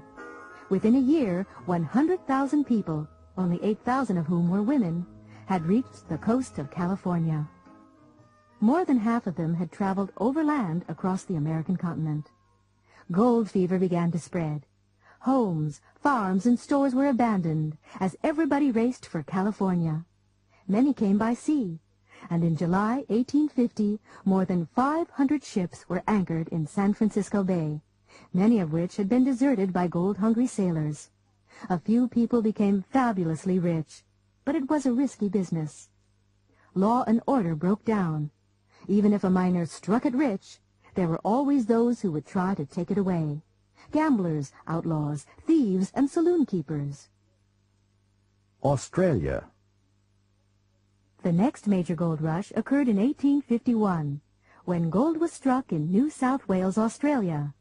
This led to another stampede, and many rich finds were made. Other discoveries were made in Victoria and Kalgoorlie, Western Australia. In some places, massive nuggets of gold were found accidentally, just lying on the ground. The Welcome Stranger nugget, which was found in 1869, weighed almost 173 pounds, 78.47 kilos. The Yukon. Perhaps the most difficult conditions were experienced by those prospectors who braved the Canadian winters to win gold from the Yukon and Klondike rivers. On August 16, 1896, 3 prospectors struck gold in Bonanza Creek, a tributary of the Klondike River, and then in a second creek which was named El Dorado. In the Yukon, gold was obtained by washing gravel from riverbeds, and soon as much as $800 worth of gold was being taken from a single pay of dirt. Within a year, Dawson had grown from nothing to a town of 30,000 people. Everybody who entered the country had to carry a year's supply of food and mining equipment over steep and frozen mountain passes. Horses and donkeys died in the ice and snow, but the people kept on going. It is estimated that of the 100,000 people who set out for the Klondike, fewer than 40,000 actually arrived. Only 4,000 ever found gold, and very few of these became rich. South Africa. By the turn of the century, gold had been found in South Africa, and this laid the foundation for the world's largest gold mining industry. Today, South Africa accounts for 70% of world gold production. Vast sums of money are being invested, and modern mining technology is being used to squeeze gold from the rock. 20th century gold rush. New finds are being made in the former Soviet Union, Saudi Arabia, and the United States. The largest single mine in the world was discovered in Uzbekistan, then a Soviet republic, in 1958. However, in spite of recent finds, modern-day gold rushes are usually confined to speculation on the gold markets of Zurich, London, and New York. At times of economic uncertainty, investors rush hysterically to buy gold, and the price soars, often only to fall back again. Gold fever is in many ways irrational, but historically gold has always held its value, and it is likely that in an uncertain world it will continue to do so. The circus is coming. Good morning. This is What's New, Portstown, Delaware's favorite radio talk show. I'm your host, John Barca. In the studio with me is Sandy Farnham, the daughter of famous circus owner T.P. Farnham. Sandy, the circus will be here in Portstown for 2 weeks. That's right, isn't it? Yes, that's right, John. We open tomorrow for 2 weeks. Has the circus arrived yet, Sandy? No, not yet. It's on the road somewhere between New Jersey and here. I suppose there's a lot to be done between now and the first show. Yes, I've already been here for 3 days. There were all the advance arrangements to be made. It's like preparing for a small invasion, I guess you could say. What do you mean? Well, there are so many things to be done, you know. There are posters to be put up, newspaper ads to be arranged, local workers to be hired. It goes on and on. When will the circus actually arrive? In the next hour or two. The first truck should be arriving any minute now, and then the hard work really begins. Most people love the circus, but not many realize how much work there is, do they? That's right. We'll be working all day and most of the night.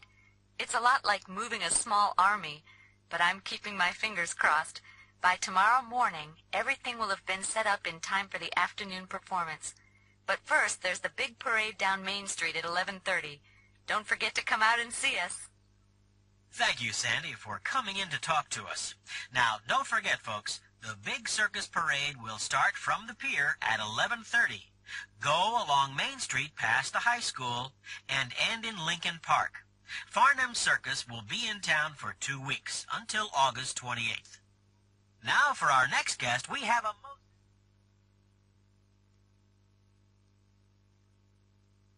Getting things done. Tim, that bathroom faucet is still dripping. It's driving me crazy.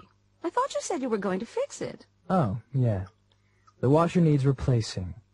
Why don't you replace it then? That's easier said than done.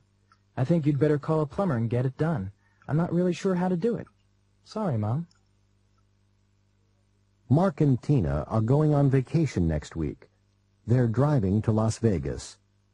Mark always gives Tina a lift to work. He's dropping her off outside her office. Tina, I won't be able to pick you up from work tonight. I'm having the car tuned up. I thought we'd better have it done before we go. Good idea. When are you picking it up? At 5:45. Why? Well, I want to have my hair done before we leave. I'll try to make an appointment to get it done after work. Then you can pick me up at the hairdresser's. Okay. Call me at work and let me know what time, okay? All right. I'll call you later. Bye. I'm afraid it hasn't been kept up very well. The man who lived here was in his 80s when he died a few months ago. His daughter doesn't want the place, so she's selling it. It looks as though it needs a lot of work done on it. True, but the price is very reasonable. It could be a great do-it-yourself project. I'm not that good with my hands. We'd have to get most of the work done for us. Oh, I don't know. Let's look at the inside. Oh, sure. Let's go in through the kitchen door. Phew! Look at that sink. It must have been there since the house was built. The kitchen's big, though. It has plenty of light. We always wanted an eat-in kitchen. We'd have to have all new cabinets and major appliances. New stove, refrigerator, dishwasher. Well, we'd have to start with having new plumbing installed. And we'd have to do something about this floor. I guess we could put down new tiles ourselves. Yeah, you're right. Is that the only electrical outlet there? I'm afraid it is. It looks pretty old. I'm sure the whole place would need rewiring. We'd certainly have to have that done even before the plumbing. We would need a lot more outlets, too. Would you like to see the rest of the house? The dining room and living room are through here. Oh, wow. These walls. I guess we'd have to cover all the walls with plasterboard. That's easier said than done. We'd have to get somebody to put up the plasterboard. Then we could do the painting. And of course the ceilings need painting. But we could do that too. What's the upstairs like? More of the same. As you say, all the walls and ceilings need work. But look at these floors. They're beautiful, aren't they? Now, as you know, there's no bathroom. Yes, I noticed the bathtub in the kitchen. What about the toilet? In the little outhouse in back. Anyway, I was about to say that you could have the small bedroom upstairs converted into a bathroom. More plumbing costs. But of course, we'd have to have it done. We couldn't live without indoor plumbing. Absolutely. Is there anything else that has to be done? Well, you'd have to get the roof repaired pretty soon. The sooner the better, if you ask me. It looks like water has been coming in over there. And we'd have to have a new oil burner put in, I guess. Plus, we'd have to have the windows weatherproof to keep the heat in during the winter. I bet it'll cost a fortune to heat this place. Well, of course, you'd want to insulate before you have the plasterboard put on. Yeah, I guess we could put in the insulation. So when it comes down to it, the only things we can do are put down the new tiles, put in the insulation, and paint the place. Right, and I wonder how good a job we'd do even with that. Well, thanks for showing us around, but I think we'd be better off knocking it down and starting all over again.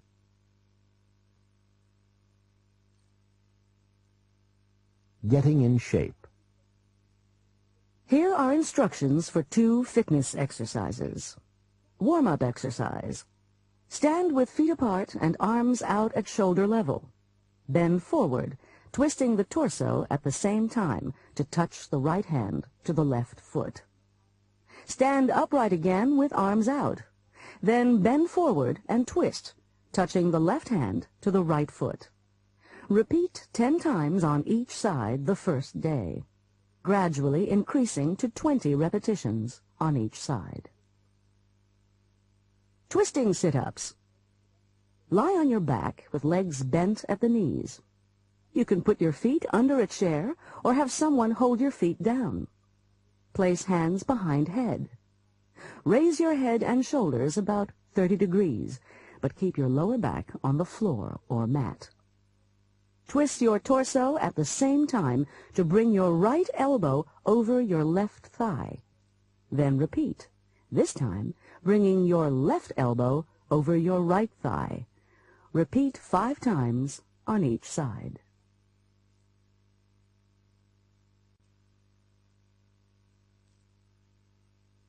Don't panic. Don't forget to fasten your seat belts. Please do not leave your seat while the seatbelt light is on. Please look at the monitors for information about safety procedures.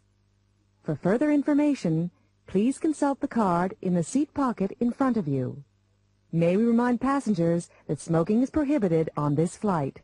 Smoking in the lavatories or tampering with the smoke detectors is a federal offense.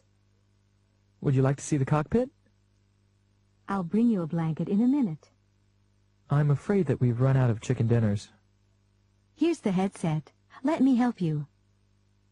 We're going through some turbulence. Please keep your seatbelts fastened. We're going to make an emergency landing. Follow instructions. Don't panic. Leave your things and proceed directly to the emergency exits. Come on, you can make it. Just slide down the chute. I'll have to push you.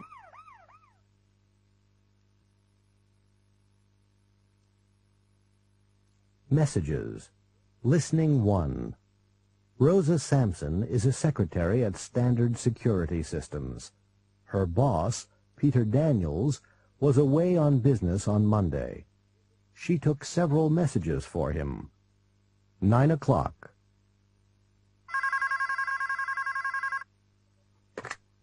Good morning, Peter Daniels' office.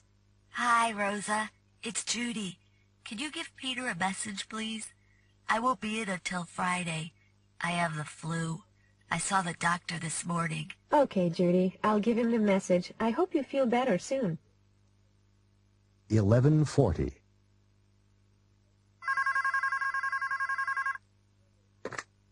Good morning, Peter Daniels' office. Hi, Rosa. Hi, George. What can I do for you? Peter isn't there, is he? No, he won't be in until tomorrow. Well, it's just that I need Wednesday off. You see, my grandmother died yesterday, and I'll have to go to the funeral. Oh, I'm sorry. How old was she? 92. 3:20.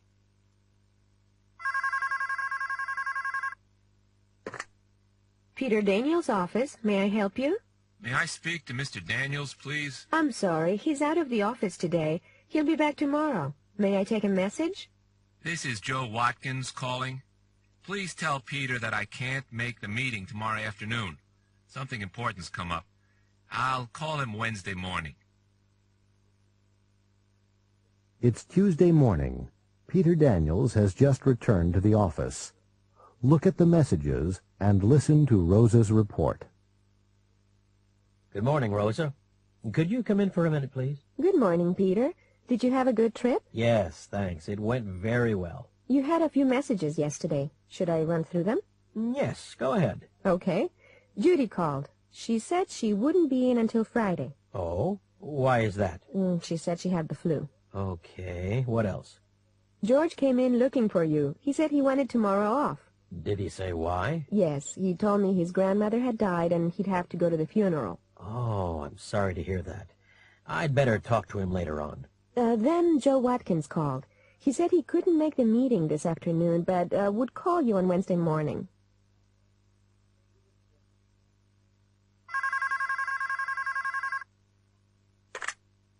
Chris Matthews' office.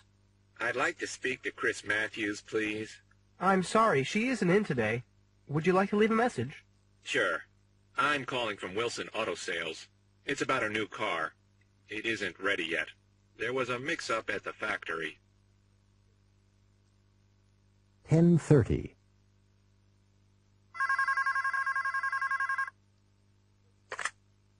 Good morning. Chris Matthews' office. Good morning. This is John North from Janik International.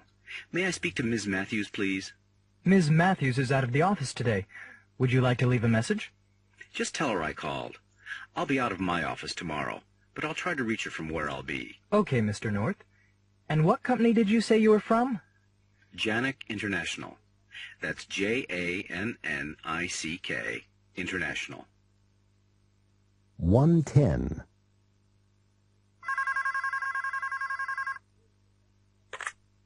Good afternoon, Chris Matthews' office. Good afternoon. This is Ann Morey from Western Video Systems. Chris is at the trade show in Chicago, isn't she? Yes, that's right. She should be here tomorrow. Well, can you give her this message first thing in the morning? I'm afraid we have to cancel our last order. The customers have changed their minds again. Okay. And could you spell your name for me, please? Sure. That's Ann, A-N-N-E, Morey, M-O-R-I. Thanks. I'll give Chris the message. 3:35.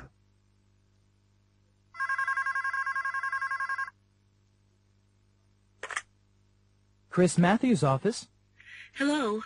Is Ms. Matthews in? No. She'll be here tomorrow morning. May I take a message? My name is Susan Ellis. E-L-L-I-S. Would you have her call me as soon as she gets in? It's urgent.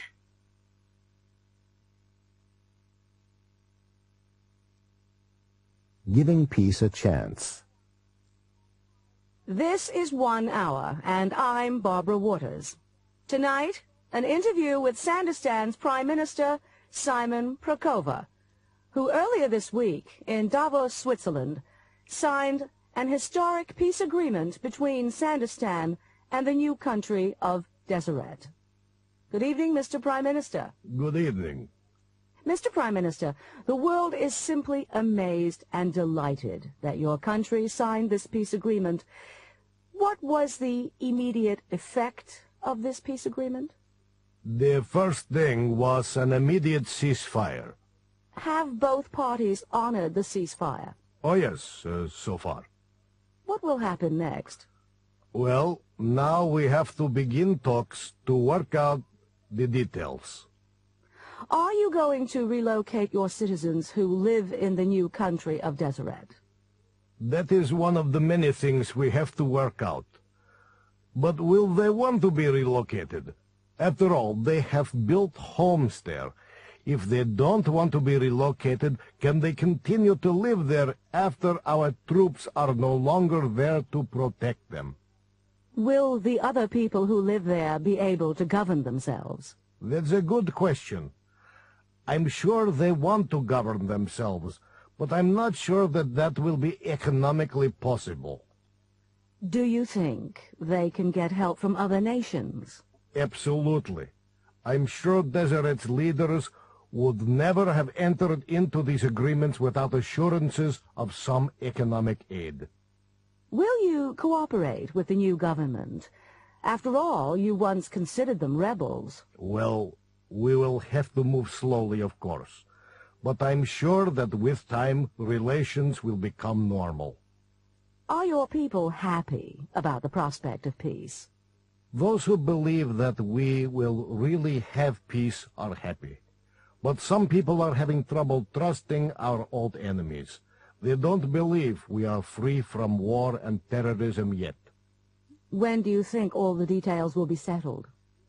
It's hard to say. We are all willing to work very hard in the next few weeks. I would like to say that it will take 1 or 2 months, but I really don't know. It depends on how smoothly things go. Where are you going to hold the first negotiations? First, we are going to Oslo, Norway. Then we are going to Paris. Maybe we won't have to go anywhere else after that. Well, the whole world will be hoping for your success. Thank you for being with us here tonight, Mr. Prime Minister. Peace.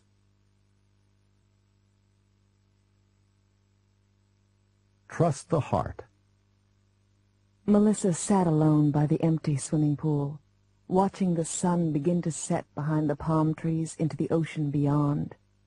She sat as she had done so many times, thinking of that last fight 2 weeks before. She remembered how Don had at first denied being with Teresa, but then, when she had forced him to admit it, how he had apologized and begged her for forgiveness. She frowned a little as she thought of her harsh words, and how Don, the only man she had ever really loved, had broken down and cried like a baby when she had refused to see him again. That was 2 weeks ago, and she had heard nothing from him since. She hadn't wanted to call him. She might want to admit that she had been unfair, or to tell him how much she regretted calling him a liar. She might even say that she hadn't meant to hurt him. Then she would be a liar, too. She had meant every word. Suddenly, the sound of footsteps startled her. She turned, and through the gloom she thought she could make out Don's familiar figure. Was it him? Could it possibly be? The approaching figure stepped into the last patch of sunlight, and the last rays of the setting sun illuminated his dark, curly hair. He stopped, unsure of himself. "Oh, Don," she said softly, trying to control her voice. "What are you doing here?" "Melissa," he cried, "don't send me away." She sighed deeply as he ran to where she sat. He took her hands tightly in his. "My darling," he whispered, "can you ever forgive me?" She started but checked herself. "I guess I'm partly to blame, but—" He interrupted her. "That's all in the past. Let's not ever talk about it again, not ever." "Darling, promise me something." "What?" she asked cautiously. "Here, this is for you. Please, please accept it and wear it forever." He drew a small leather box from his pocket and leaned forward to give it to her. Suddenly the box fell from his grasp. He bent to pick it up, and at that moment his glasses slipped from his nose. "Damn! Now where have they gone? I can't see a thing without them," he explained. Melissa leaned over the arm of her chair to help him. There was a crunch as his foot crushed the glasses.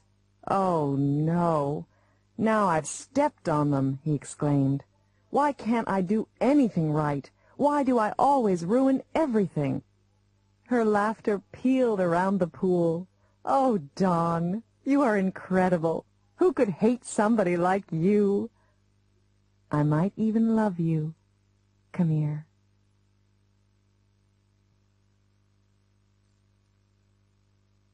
And they lived happily ever after.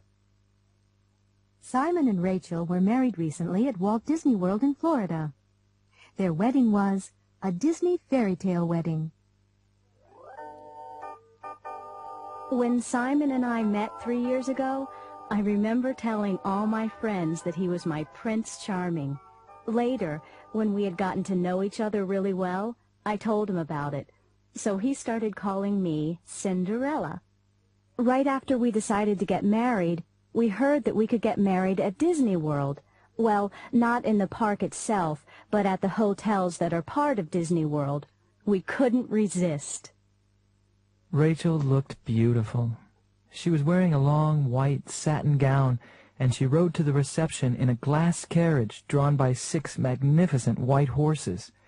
I was waiting for her outside the hotel, along with 100 guests. The ceremony was lovely. We had decided to write our own vows, but apart from that, we had the usual traditional service. We brought along our own minister from Cincinnati, and my maid of honor was my sister. Simon's best man was his best friend, and the ushers and bridesmaids were friends and cousins. All the men wore tuxedos, and all the women wore long gowns. I walked down the aisle to the traditional "Here Comes the Bride," but after the ceremony, Simon and I walked out to the theme of Beauty and the Beast. The reception was amazing. It all took place in front of a 60-foot-tall replica of Cinderella's castle, complete with twinkling lights. Actors playing the roles of the fairy godmother and Cinderella's stepsisters mingled with the guests. Between eating and dancing, you know, the normal things that people do at weddings, there were 3 stage shows. For the finale, the cast performed "When You Wish Upon a Star," and fireworks erupted from the roof. The food was wonderful, by the way, and fit into the whole Cinderella theme. For dessert, each guest got a chocolate slipper filled with mousse. When it was time for us to leave, we got back into the glass carriage and rode away. It was a beautiful day, a real fairy tale come true, and now we get to live happily ever after.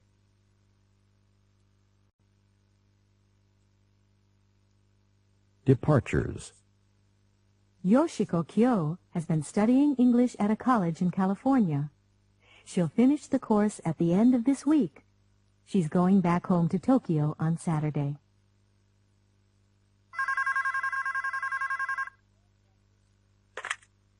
Streamline taxi. I'd like a cab to San Francisco International Airport for Saturday morning, please.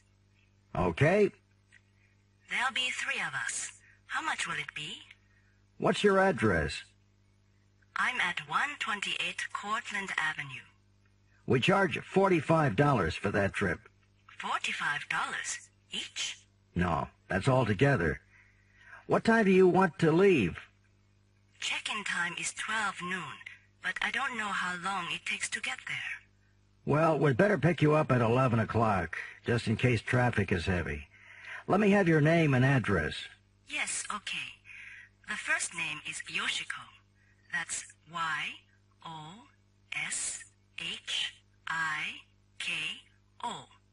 And the last name's Kyo. K-Y-O. Kyo, 128 Cortlandt Avenue. Okay. 11 o'clock Saturday morning. Thank you. Come in. Hi, Mr. Berman. Do you have a minute? I just stopped in to say goodbye. Oh, going back to Japan. When do you leave? Tomorrow. My flight is at 2 o'clock. Well, have a good trip back. It's been nice having you here, Yoshiko. Thank you, Mr. Berman. Well, I just wanted to thank you and all the other teachers. We've all enjoyed having you as a student. I've really learned a lot. I hope to come back next year on vacation. Send us a postcard and let us know how you're doing. And come see us if you do get back. I'll do that. Oh, there's the bell. Bye, Yoshiko. Have a good trip. Bye, Mr. Berman, and thanks again for everything. Carlos, I'm glad I didn't miss you. Hi, Yoshiko. When are you leaving? Tomorrow around 11 o'clock. I guess I won't see you again, so goodbye. It's been great knowing you. That sounds so final. Let's keep in touch, okay? Oh, sure. You have my address, don't you? Yeah. And remember, if you're ever in Caracas, look me up. I'd love to see you again. Oh, I will. You can count on that. And you do the same if you're ever in Tokyo. Sure. Well, goodbye. Bye, Carlos. Take care.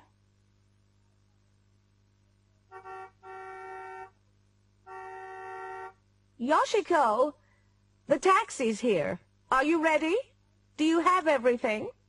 Yes, thank you, Mrs. Simmons.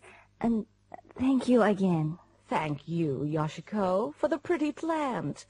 Now don't forget to write as soon as you get home, just to let us know that you got there safe and sound. Okay. Or maybe I'll call when the long-distance rates are low.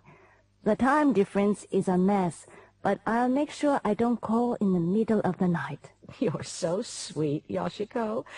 Goodbye now. You'd better not keep the taxi waiting. Travel safely. Bye. Bye.